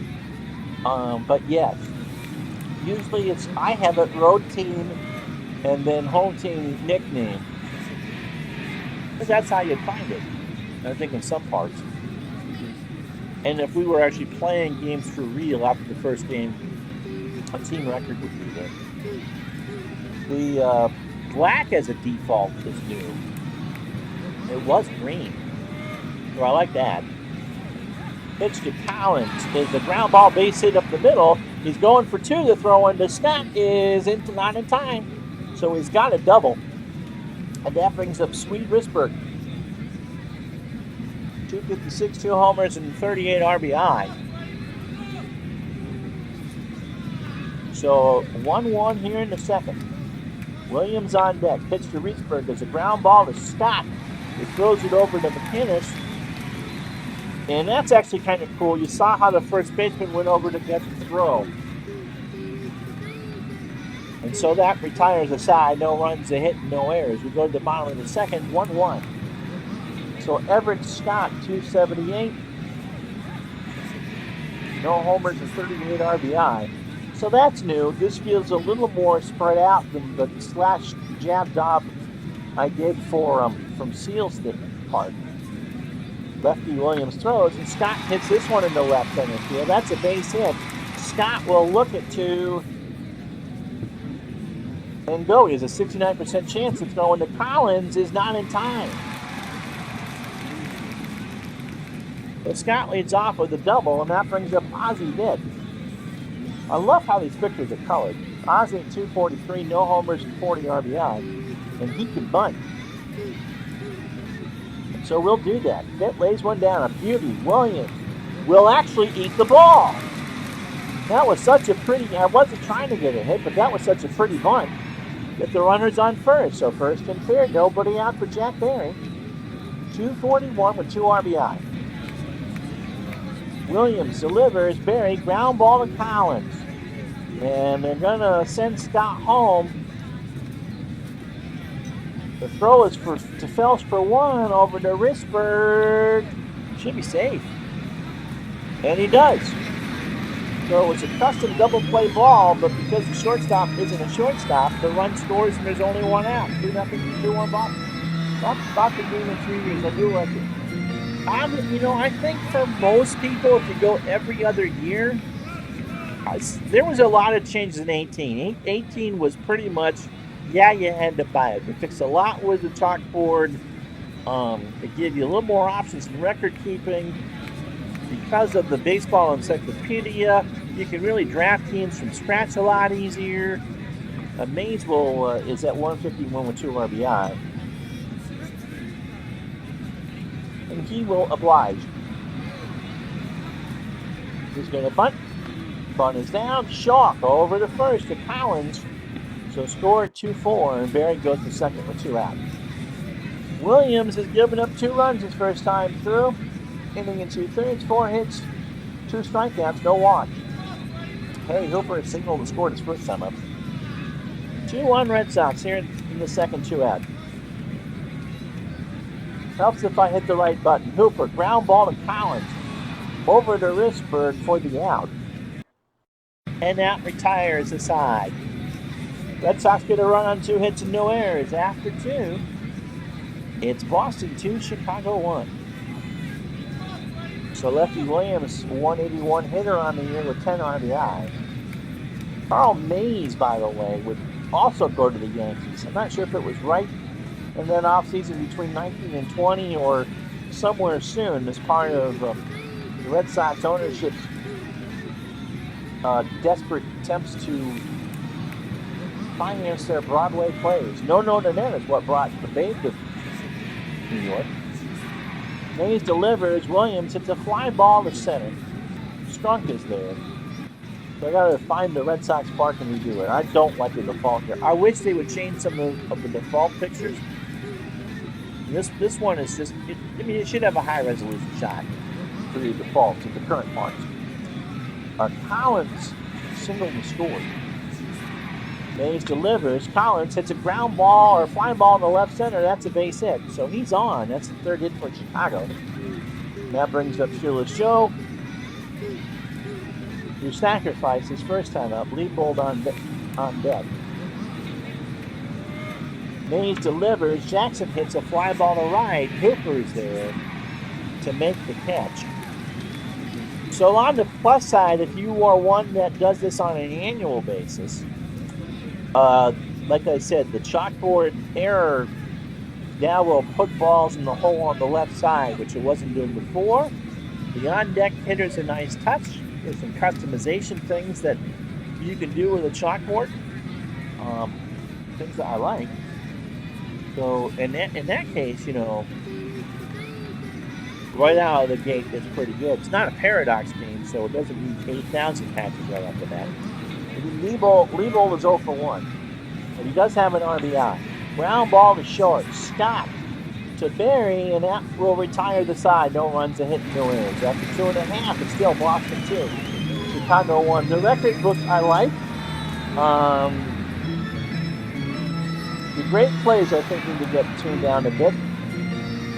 And I'm curious, I think we're going along with Devin, about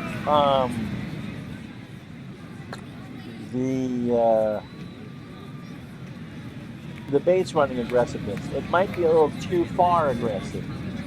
So McInnes, Ruth, and Shang here in the 3rd for Boston. Stuffy's 0 for 1. The pitch, ground ball, liner, foul, 3rd base side. A ball and 2 strikes. Oh, and the other default thing is, as I said, the scoreboard now is black and white, as opposed to green and white. McInnes hits a liner up the middle, base hit. So here's the Babe. George singled his first time up, and he has an RBI. He's 1 for 1. Hang on deck. Williams deliver. Ruth winds it right back to Williams, over to Risberg, and McInnes is doubled up. They doubled him up, so 2 out. The other thing I like, and I don't know if you'll see it here because it's a dead ball type game, is that when you go to change a pitcher, and I can't do it because I'm not managing the White Sox. I'll show it to you next inning.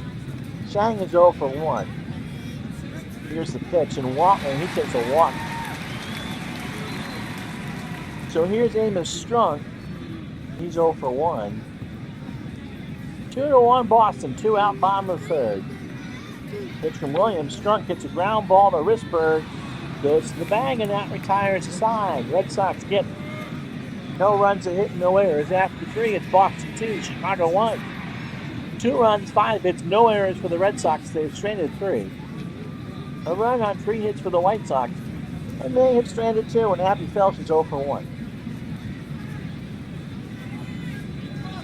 So if I want to change, it now gives me more information. I think hits per 9 was always there. Oh no. Well, that's more conventional, right? Gives me a little more information. The walks per 9, hits per 9, strikeouts per 9, average, and of course the splits were always there. So, but you do get a little more information. I like how they had the pictures rounded, and you now have a picture of the batter, and of course how he hit the splits, lefty versus righty. And this is considerably larger font for people who are older with older people's eyes. I won't mention any names. Gives you makes it easier to read. Felsch is 0 for 1. Al Mays' pitch. Ground ball to second. Barry in on the wet grass over to McInnes for the out. So I can't say in this first 2 hours that I've been here that there's anything I don't like about it. Here's Buck Weaver. He's 0 for 1. Mays delivers, and it's a fly ball to right. Back goes Hooper. He makes the catch. Here's Ray Shaw. He's 0 for 1. Got him. 1-2 pitch, swung on and missed to the side of the side. The White Sox go down in order. They go to the bottom of the 4th, 2-1 Boston. So Everett Scott, Ozzie Vitt, and Jack Barry. Not to be confused with the broadcasting legend here in Northern Vermont, Jack Barry. Everett Scott doubled his first time up and scored. Williams delivers, and there's a ground ball to third. Weaver makes that's the first bad play we've seen. And so that is an infield hit. He never even picked it up. So here's Ozzie Vitt. He singled his first time up, runner on first, 2-1 Boston. Here in the 4th. Vitt, base hit right center field. Scott will hold at second. And a 41% chance of making that. So runners on first and second, nobody out for Jack Barry. Jack has an RBI. He reached on a fielder's choice in the 7th and drove into the go-ahead run. Barry, ground ball to third. Weaver to Collins for 1 over to Riceburg. Beat it up. So Scott goes to third. 1 out for Mays, who's going to bat.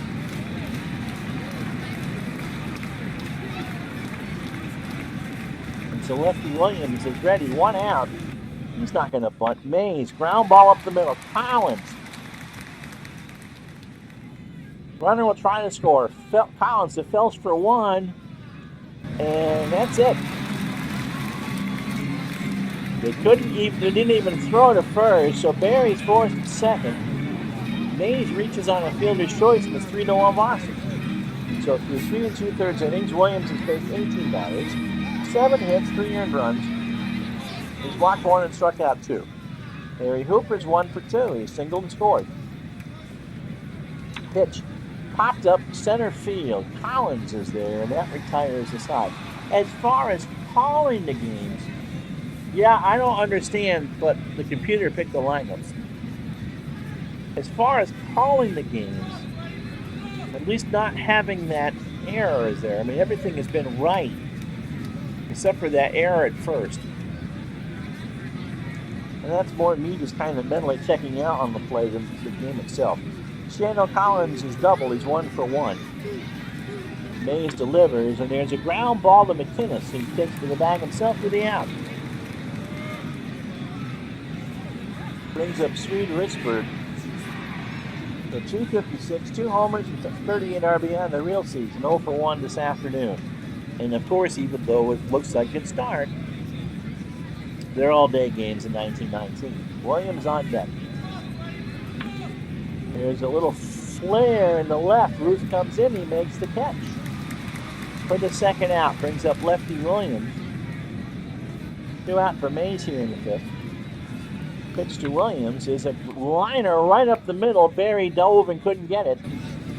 And so that's the 4th hit for the White Sox. And Carl Mays 2 batters, 4 2/3 innings, 65 pitches. 4 hits, a run, it was earned, and he struck out 2. Eddie Collins has singled twice and scored once. Mays delivers, ground ball to third. Vitt, a long throw to McInnes, and that retires the side.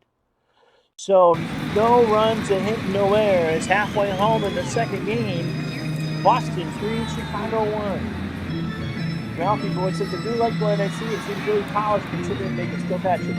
I think he wasn't trying to reinvent the wheel. As I said, I think every 2 or 3 years, it's essential. And for as much as I play this game, I mean, even if it was crap tonight, it's still a must-buy on the first day. And I think OOTP is mature enough now that is, if you're into that is a buy on opening day. That didn't used to be the case. So I give it credit for that. Like I said, I'll be curious to read what people have to say on the message board. And if OG was watching, his eyes would be rolling at that. As far as gameplay is concerned, the great plays are there. Nothing feels off, and that's always a good sign. McInnes is 1 for 2. As far as putting ball on parks together, they changed the color of the counters of where the wall would be. They're now dark blue and blue on white as opposed to different shades of red. That's different. And everything else to me seemed the same. Williams pitched to McInnes as a ground ball right side base hit. The stuff he's on with a single, that's the 8th hit for the Red Sox. As far as changing the logo and team names, and I'm sure the uniform, same thing for the uniform, that has not changed from years past. So if you did it correctly last year, you can certainly do it this year. Now, and of course, the great thing about Dave's games, and I'll get to Ralphie's comment in a minute, is that it doesn't matter what version you have. So if you have the 2010 version, you can play a modern season. It's not like Strat where they're re-releasing 1980 and it won't play on an older version. It'll play on whatever. And so there's no requirement. I mean, like I said, I think we do this every year anyway. Oh, let me get serious for Babe's at that. Babe is 1 for 2. He singled and drove in a run. Williams delivering. Ruth hits this one into right center. Collins has a beat on it, and he'll make the catch. McInnes retreats, and there's 1 out. OOTP all the time, but I do a lot of fictional stuff. The game is better. This game's better. Oh, absolutely. And for fictional stuff, or if you want to be a GM, I highly recommend OOTP. And it's on sale, 75% off on Steam, if you're into that sort of thing. But as far as the replay engine, I watch Al's tournaments and I kind of cringe because it makes too many obvious mistakes. It's so in depth, but people love it. And you're right. It's as far as fictional stuff, it's the greatest fictional game I've ever played. And it's a lot less complicated than the Football Manager series, which is soccer for those of you who don't know it. The Football Manager, you need to take a college course just to get that. Press conferences and all that. Wally Shang the batter. Wally's 0 for 1. Williams delivers, and Shang struck him out. 1-2 pitch, swung on and missed strike 3. So if you're not in the chat, please get in the chat. This is for us to have a conversation. This isn't a really serious replay. We're just displaying two teams. Amos struck the center fielder 0 for 2. We want to know what season you want me to replay. Going to do a live baseball replay. We'll get on camera after this game. Williams is ready, and so is Strunk. As I said, he's 0 for 2. He delivers. McInnes leads off first. Collins with a leaping grab to retire the side. No runs, a hit, no errors. After 5, it's the Red Sox 3, the White Sox 1. So Joe Jackson, Liebold, and Felsch here for the White Sox in the 6th against Carl May.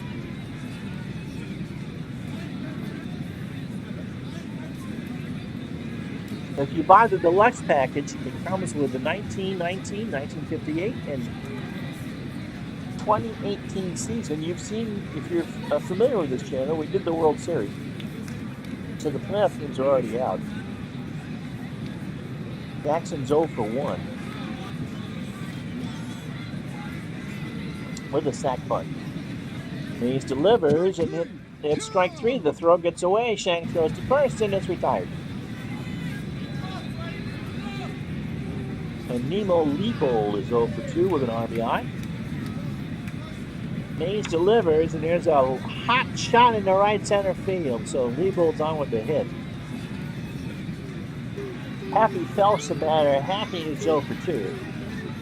The logos, if you're wondering, are ones that I put in tonight. And if you watch the first game, that was a slap gasket. If you go back and watch the beginning of that, you can see me put together Seal Stadium as far as putting things so the chalkboard knew where to draw. Happy's 0 for 2. Mays delivers. Liebold on first, and it's a ground ball in the hole and right, and Hooper couldn't play it. In fact, Felsch is going for third. Liebold is on. Felsch is going to try to score, and he is safe. That's actually an inside the park home run. I'm not sure I've ever seen one in this game. It looked to me that Hooper had trouble playing it. And remember, Fenway Park is the English muffin of baseball park, so nooks and crannies have nooks and crannies. And it just simply got away from Hooper on the wet grass. And so that's an inside the park home run. That is certainly dead ball baseball right there. And so if you were wondering if dead ball actually played well on here, your answer is yes. I'm impressed. Color me impressed with how that sequence went. So it's 3-3 following the inside the park home run by Happy Felsch. Here's Buck Weaver. He's 0 for 2. Mays delivers. Fly ball to right. Let's see if Hooper can track this one down. He does. 2 out. So Ray Schalk is 0 for 2. If you're watching this later, then you don't need to watch the whole thing. I mean, this was kind of a watch for a few minutes and pop in with your questions. The same things for you. What season do you want to see us replay at lunch and do some prime time things? We're going to do those in a couple of weeks, a calendar weeks, but we have enough time to do a full World Series and playoff before football season begins. Because the big announcement, whether it's sponsored or not, and I'm not asking for it, we will do a second football season in the fall of 19. I'm not sure which one we're doing. We'll probably do a poll and all that. Ow. But the first one was so successful, and you guys are so great that we're going to do a second football season. So here's Schalk. He's 0 for 2. 2 out. Nobody on the pitch. Struck him out. Swing and a miss on an 0-2 pitch. And that'll do it. But the White Sox get 2 on an inside the park home run by Happy Felsch, and he's quite happy. We go to the bottom of the 6th. It's the White Sox 3, the Red Sox 3. This is Action BC Baseball 2019, a first look with a special salute to HockeyTournaments.com. Their sponsorship of this channel made the purchase of this a lot easier. And thank you. Lefty Williams to face Everett Scott. Everett's 2 for 2. He single, doubled, scored twice. Scott did and Barrett for the Red Sox here in the 6th. Williams delivers. Scott ground ball to Collins over the Richburg for the out. So if Devin watches this later, the kind of strange pitching motion, which is new to this game, depends on what side the pitcher pitches from. And so a righty's going to lean towards third base, and a lefty's going to lean towards first. Here's Ozzie Getty single twice. Williams delivers, fly ball to center. Collins goes back in the left center and makes the catch. Jack Barry reached on a fielder's choice, drove in a run. He's 0 for 2. Williams delivers, and Barry hits a ground ball to Felsch that he's just going to eat him up. And so E6, he kicked it, scrambled it like an egg, and can't make a play. So 2 out for Mays, who was 0 for 1 with an RBI. He bunted. He's not going to bunt here with 2 out. Williams, pitch, liner, foul, first base side. So 80 pitches of the scheduled 135 for Lefty Williams. Pitch to Carl. Mays got him. He swung on a bad pitch on an 0-2 count, and that's the inning. No runs, no hits, no errors. 3-2 for me. After 6, it's the White Sox 3, the Red Sox 3. Opening night for active PC baseball here on Retro Sports Network. Yeah, that's new, and I agree with that. Oh, hold on.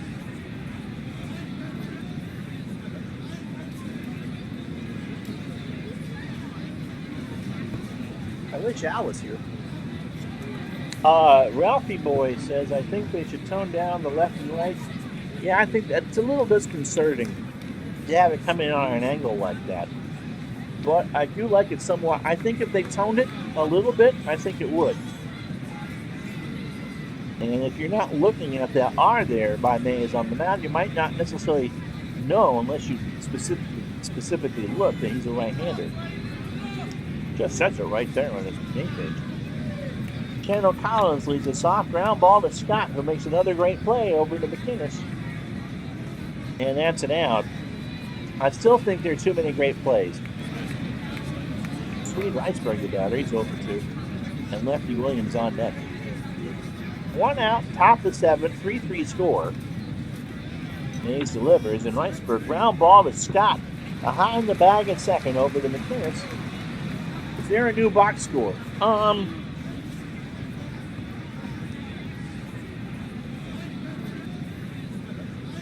I kind of set this up in a hurry. It only listed, in the first game, it only listed 1 batter instead of 3 in the picture section. You can pretty much customize it how you found it. I don't think we found anything new. OPS is doing the box score. Put the fonts the same. Here's the pitching thing after the game. It tells you, whether they were good or not. Stuff and pitch counts. This, I think, is new. I don't remember this being in the game before, but I could be wrong. Here's what your score sheet would look like. The recap looks to be the same as it was in the past. And you get the play-by-play like you were reading the game on Baseball Reference. There's a lot, you can customize a lot with it.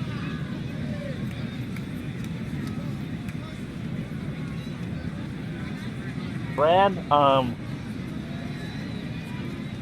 here's where you customize it. You can put the fielding stats or second, third base and home run on the pitching line, ball strike count, home runs allowed, ERA, sub-descriptions, who you hit homers off of. I could have put a left on base summary, RBI totals, individual ones, outfield assists, pickoffs, pitching score, home run distance goes in the play-by-play. So I'm not seeing a lot different from last year. But it's very customizable. It really comes down to what you want to list. I think batting OPS is the new biggie. We had 2 out. Lefty Williams is 1 for 2. Mays delivers. There's a line drive right or left center base hit. So Williams is on with another single. And so through 27 batters, Mays has thrown 91 pitches, 6 2/3 innings, 7 hits, a home run, inside the park home run. That was a new one to me. And he struck out 4. All right, Ralph, thanks for joining me. Not a problem. I mean, this is much more of a first look thing. We aren't taking these games seriously. It's there to fill the time. Thanks to Ralphie. Brad, the question of the night to you is, we're going to do a replay just like we did the football replay. Mostly live at lunch, but there'll be some prime time affairs, I'm sure. What season would you like to see me do? We're going to put this in the poll. We've got 82 and 85 as selections already, so throw in what year you'd like to see me do and why you'd like to see me do it. Ralphie asks what decades I'd prefer to do it. I'm 47, so anything from the mid to late 70s through the strike would be my prime years. But really, I mean, if we put it to a vote and it's 2015, then we do 2015. So go ahead and let me know what you'd like to see. Eddie Collins is 2 for 3. He singled twice and scored. Collins, ground ball to Scott. Great play. Barry for 1. They don't get 2, but they get 1. Well, it's only 2 out anyway. That's a new line to play-by-play. Collins can't believe the play by Scott. So again, too many great plays. That's about the only bugaboo that I see. Stretch time here at Fenway in the rain. White Sox 3, Red Sox 3. It'll be Harry Hooper leading off. McInnes and George Ruth batting third. Williams threw 27 batters, a tidy 81 pitches, 6 innings, 8 hits. 3 runs all in. He walked 1 and struck out 4.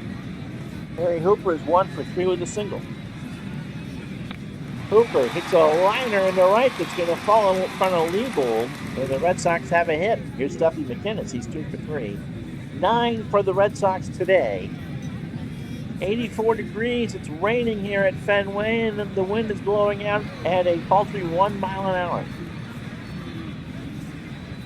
75 or 76. You're a Reds fan, okay? All right. I will put 75 in the poll. 50 seasons are fun. And I think, here's a question for you, Brad. I've always had the contention that 76 Reds team is better than the 75. Would you agree or disagree with that? McInnes is 2 for 3, by the way, single twice. And Stuffy hits this one in the left center. Joe Jackson goes back, makes the catch. Hooper retreats back to first. And no, we are not sealing second. So a great play by Joe Jackson. Diving catch on Duffy's clip, and that brings up the big. He's 1 for 3, single and RBI. 3-3 here in the 7th.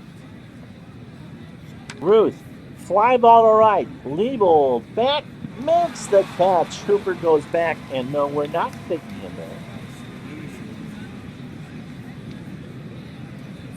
So 2 out, 2 prodigious swats, and 2 outs. Here's Wally Chang, he's 0 for 2.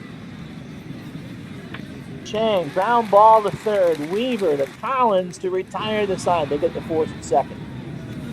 I think it's doing more of getting the fourth, but it's always done that to some degree. So we go to the 8th. No runs, 1 hit, no errors. After 7, and it's the Red Sox 3, the White Sox 3. Yeah, that's 60. Agree. Good. The sweep we pulled off was anytime the Yankees were swept. That's nice. But yeah, that 76 team I thought was extremely, looking back, was extremely dominant. Joe Morgan won the back-to-back MVP. Joe Jackson's 0 for 2 today, by the way, with a bunt. Mays delivers, and there's a fly ball to center. Strunk moves over to the right, makes the catch. 1 out. All right, so I've got 3 seasons there. I've tried to play 76. There's some good teams. First game at New Yankee Stadium, too. Leibold 1 for 3. The highlight of that 76 season, outside of the Reds' impressive sweep of the Yankees in the World Series, was that Yankee Royal American League Championship Series that Chris Chambliss won in the 9th. Took the Yankees to their first World Series in 12 years. Leibold is 1 for 3. He has scored, driven in a run, and he walks.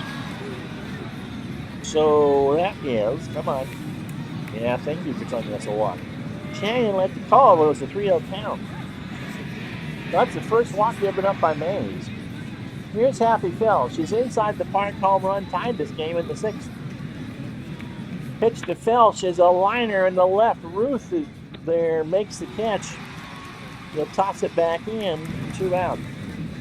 That ALCS was great. Yankees and Royals had some battles. Some fights, too, especially I think in that 77 series. And my favorite was the 80 series, when Brett hit the home run in the 3rd deck. Steinbrenner walked out. That was awesome. I was 8 years old. That was a happy, happy day for me. Buck Weaver's 0 for 3. Pitch Weaver, ground ball to McInnes. He goes to the bag himself, and that will retire the side. So after 7.5, no runs, no hits, no errors. The White Sox 3, the Red Sox 3. So Amos Strunk is 0 for 3. Strunk's Scott and Mozzie Vid for the Red Sox against Lefty Williams, who is only throwing 89 pitches through 7. Williams delivers. Strunk hits a ground ball to first. Reisberg will toss it over to Williams, and he makes the play. You know what I didn't see this year? I just noticed that because that on deck hitter is there is the catcher going over to back up first. That was more of a cosmetic thing last year. I'm not sure if I've seen that tonight. Everett Scott is 2 for 3. He singled, doubled, scored twice. Williams delivers, and Scott hits a fly ball to left center. Collins moves over. Not a good defender, but he makes the catch for the out. And Ozzy's 2 for 3. He singled twice, pitched to him, ground ball up the middle, a liner, and that's going to drop in for a hit.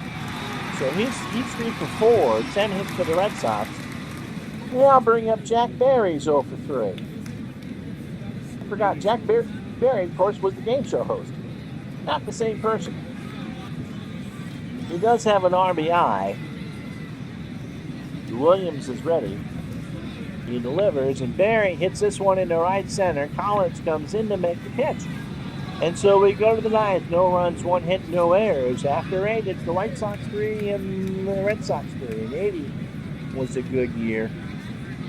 That's the year that Steve Stone won the Cy Young of the American League and that NLCS. Astros and Phillies. That Astros should have won that series, and of course the year that Philly won the World Series. Chalk is 0 for 3. Collins and Reisberg to follow. Chalk is 0 for 3. Now he's 0 for 4. Ground ball to Barry over to McInnes. Oh, Shang did move over. Pardon me. So that's an out. So that's on me. There are lots of good choices. Shannon Collins is 1 for 3 with a double. Mays delivers, and there's a ground ball to Scott in the hole over to McInnes. So the chalkboard I haven't had a problem with. I've gotten every play except for one, and that was in the homemade ballpark. Risberg is 0 for 3. Mays delivers, and there's a ground ball up the middle. Scott to McInnes. Oh, were you watching that earlier? We're talking about, team moves that we just couldn't get right. And the Colts in Baltimore were ones that Deb and I couldn't get right. Yep.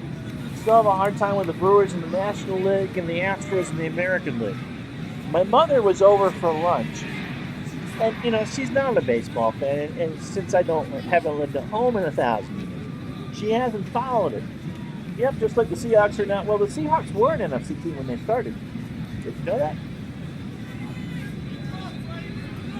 Oh, man, I have my glasses on. I ready to talk. The Seahawks.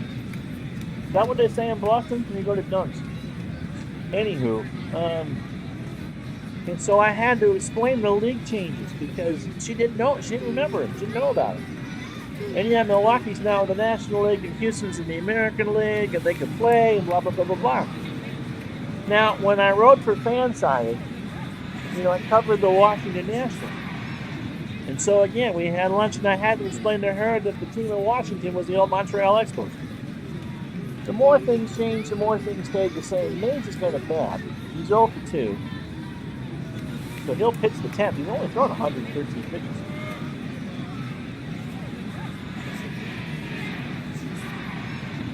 And he strikes out. Williams got him to swing and miss at an 0-2 pitch. So 8 1/3 innings, 4 times to the lineup. 8 1/3 innings, 10 hits, a walk, 3 earned runs, and 5 strikeouts. Not a bad afternoon to work for Mr. Williams.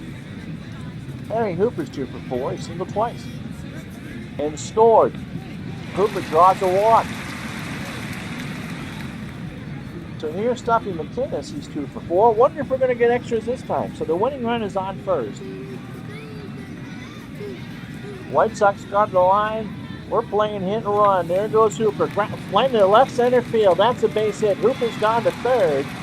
And the winning run is 90 feet away for Babe Ruth. And so the infield and the outfield are in. And Ruth has a chance to send this wet crowd home. Williams delivers. Ruth hits a fly ball to right. Liebold will get it. Hooper will tag and try to score. 82% chance this game's over. Runs down the line to throw. It's going to be close, and he's safe, and the ball game's over. The Red Sox will win it 4-3. All right, well, let's see the full box score here. Again, okay, so 3 players for the Red Sox and 1 for the White Sox. And the time is a good time, 1:50 for a 2-hour game. Don't you wish they were like that? We'll let you see the pitching box score. So the expected pitch count, the game score, and everyone's stuff was okay. It's the same. It's going to be double plus and plus, nothing minus and double minus. The miscellaneous tells you everything you need to know. Again, too many great plays. We finally had the one poor play.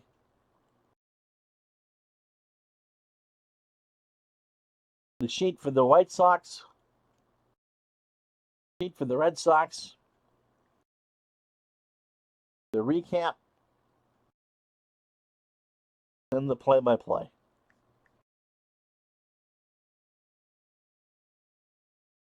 All right, I've already run my mouth for 2.5 hours. Yeah, I will like that score. You know, I'm kind of indifferent to interleague play. We'll take a look at this. This has not changed at all, by the way. The front part of this, pictures are there and that. The headlines part is the same. And I won't do the upcoming.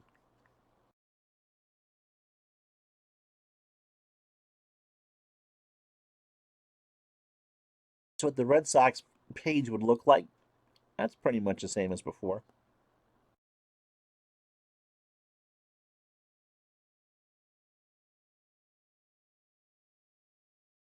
It is a lot of stats. I'll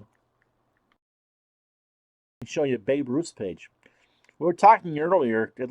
I like the look of a rounded card, like it was an APA card or something like that, with a picture there or one of those deco baseball cards. I thought we had WAR with this, but maybe not. Kind of indifferent to me. But the OPS was there from last year, real versus replay. You got the fielding. Oh, that's kind of cool. Replay and playoff all on the same thing. That's new. Versus team. Game logs. With the whole kit and caboodle. That's nice. Along with the seasonal stats to go on the right. Here's the managing options for there. You can never hit versus lefty, never hit versus righty. You can pull for a pinch runner. Never pull, use as a pinch runner. Never pull for pinch hitter. Defensive manager, don't use as a late inning sub.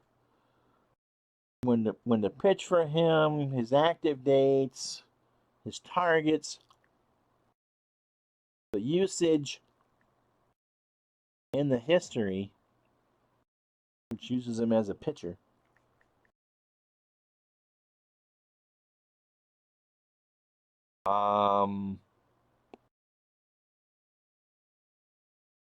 Take a look at the roster page.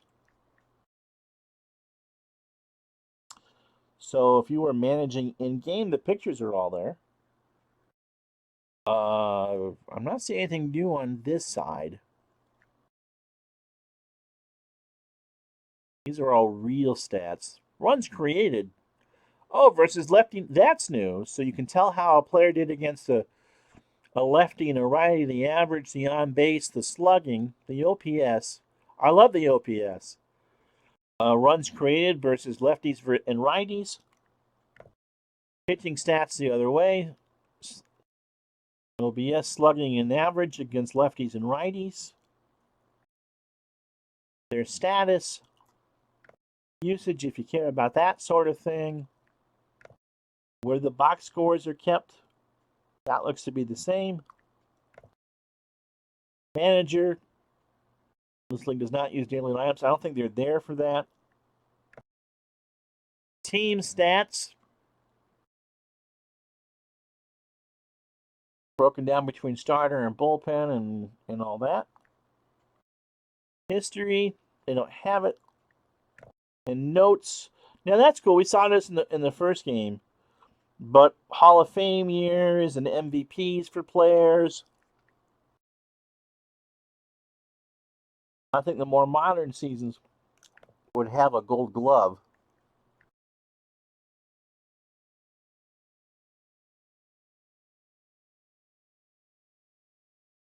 Here's what the team report looks like.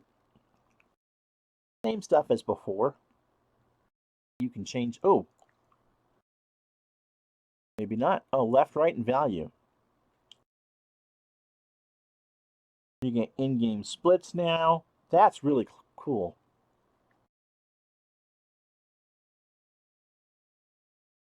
Same with the pitchers. That's really cool.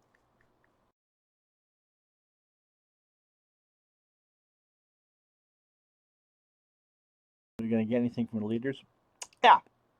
So there's the real life leaders and how that's set up. Batting. Ooh. This is new. Home average, road average, runners in scoring position average, how they did as a pinch hitter. Here's your pitching stats. If I'm going too fast. When you get a season for Dave games, you do get a lot of bang for your buck. I absolutely agree.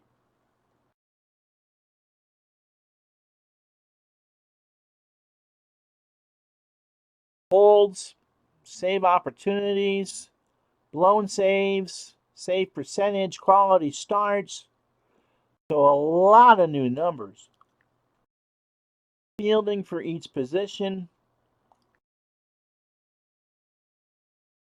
And what's custom? Ooh-hoo! This report may not be edited. So there's a lot there. There's a lot there. And there's now records for whatever you want to do for any given season. You can look at my ugly bug now. So I'm really impressed with it. I think overall, I mean, obviously, Action PC, I think, plays well on the internet for YouTube.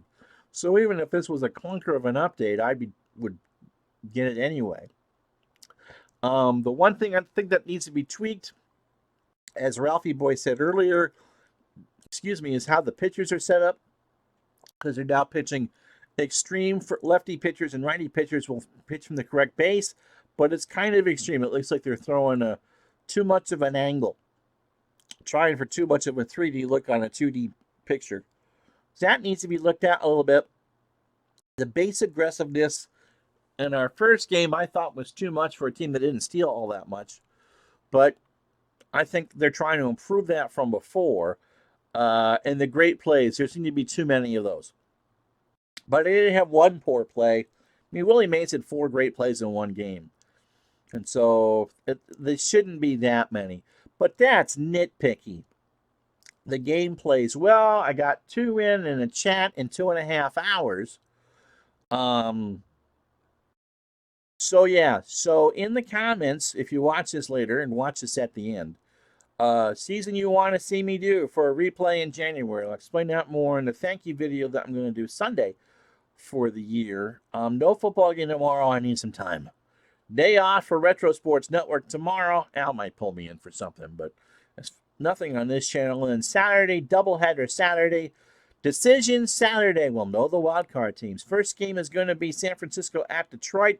Detroit, if they win, they're the NFC's second wild card. If not, it's the Giants. In the AFC, New England and Miami, that's the night game, probably closer to 7. And that will be, if Miami wins, they're in. If New England wins, the Chiefs. All right. So I want to know what season you want me to replay. We'll put it up in the poll. I've got 85, 82, and either 75 or 76 as a suggestion. But I want to know, give me some good seasons that you want to see me do. And so we're going to do one and do it like we did with the football season. As far as, modding the game, everything fits from one year to another. As I said earlier, the one thing that was different was when I put the ballparks together, the actual put this at the top of the wall, put this at the bottom of the wall were different colors this year. It was blue for the top of the wall and white for the bottom of the wall. Everything else seemed to be the same, and the game tries to make sense of it. But a lot of minor improvements. It's your call if you bought this last year. But if you've been waiting a couple years, oh yeah, definitely upgrade. And you get the 3 seasons with it. You get the modern season, and you get the 2 ones that we just played. So 1919 and 1958, and everything baseball is on sale right now anyway. So, all right. Anything else, guys? While I'm on camera, I see a bunch of you watching. So. But yeah, you do get a lot of bang for your buck as far as seasons are concerned. From 41 on is all real everyday as played lineups. Hopefully now, I don't know if Dave plans on doing those for some of the early seasons. I know that Retro Sheet has released a bunch of information. And I was actually surprised that 1919 was not as played. I'll see if I can find that out for you when we do the next setup video for whatever it is that I'm going to do for a season. But the data's out there to have it all as played. You could do alternate reality. They made the changes last year with the making everyone a free agent if you want to do draft leagues. I think that's easier to do. That coincided with the release of the baseball encyclopedia. With every player. And of course, seasons are always on sale. So you can always find a good season or two. Decades, I think, when they're on sale, can be as low as 36. You can get 10 at a pop for like $4 a season. That's just, a great price. So to me, no real glaring issues through 2 games. Nothing that said, uh-oh. I'll be curious once I'm done reading through the dreaded message board to see what people didn't like. But the cosmetic changes I'm liking. It doesn't take as long to open. There's nothing really new as far as modding your game. It's all in the same folder anyway. Installing was a breeze. What else you guys want to know while I'm still here? I'll give you a couple more minutes. It played well. The computer made the right lineup suggestions for when it needed to make a change.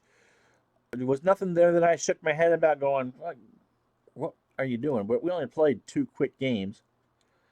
Negro Leagues are coming out in January. There's 5 seasons of those, and we'll do a couple specials on that. But if you've played Action PC Baseball before, it's the same animal. There's some revisions, and I can go through and look to see what specifically they've done. As far as the stats, they're a lot deeper.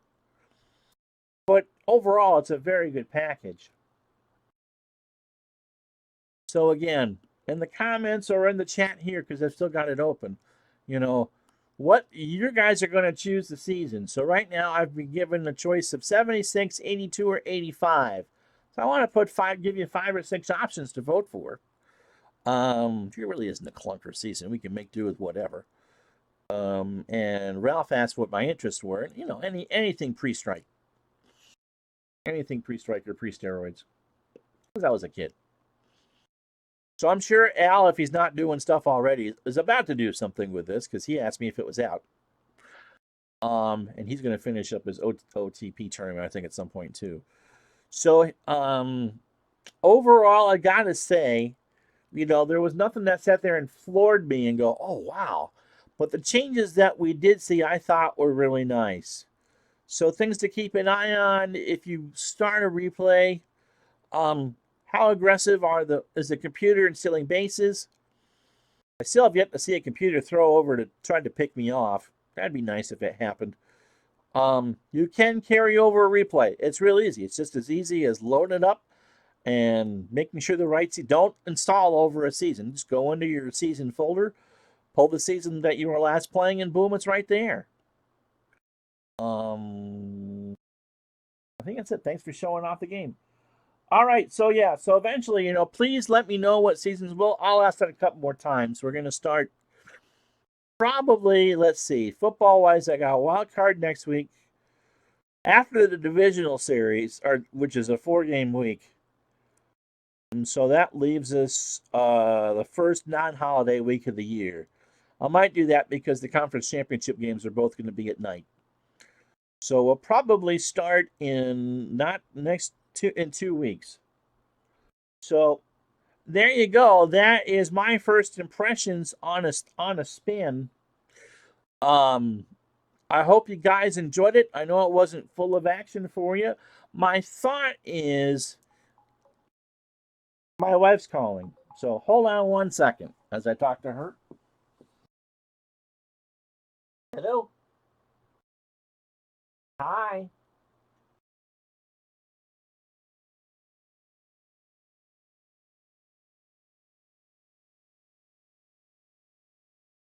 All right. Okay, see you in a few. Love you. All right. Bye-bye. My wife did the cortisone shots and it didn't work.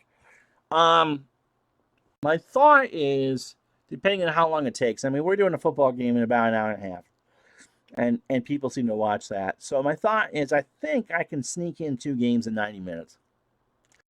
So we would try, so we would do 2, an American League game, a National League game during the week on the first shot of the week, and then we would do a weekend series and do the same. We'll see how that goes. So that's my thought. So again, in the comments, or if there's 4 of you watching, I know I'm only talking to 1 of you, so let me know what season you want me to put in the poll, if that sounds good to you.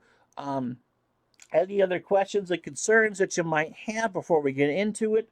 I'm quite happy with what I've done over the last 2.5 hours, and hope you guys enjoyed it. Hit that like button and subscribe if you haven't already. Football returns on Saturday.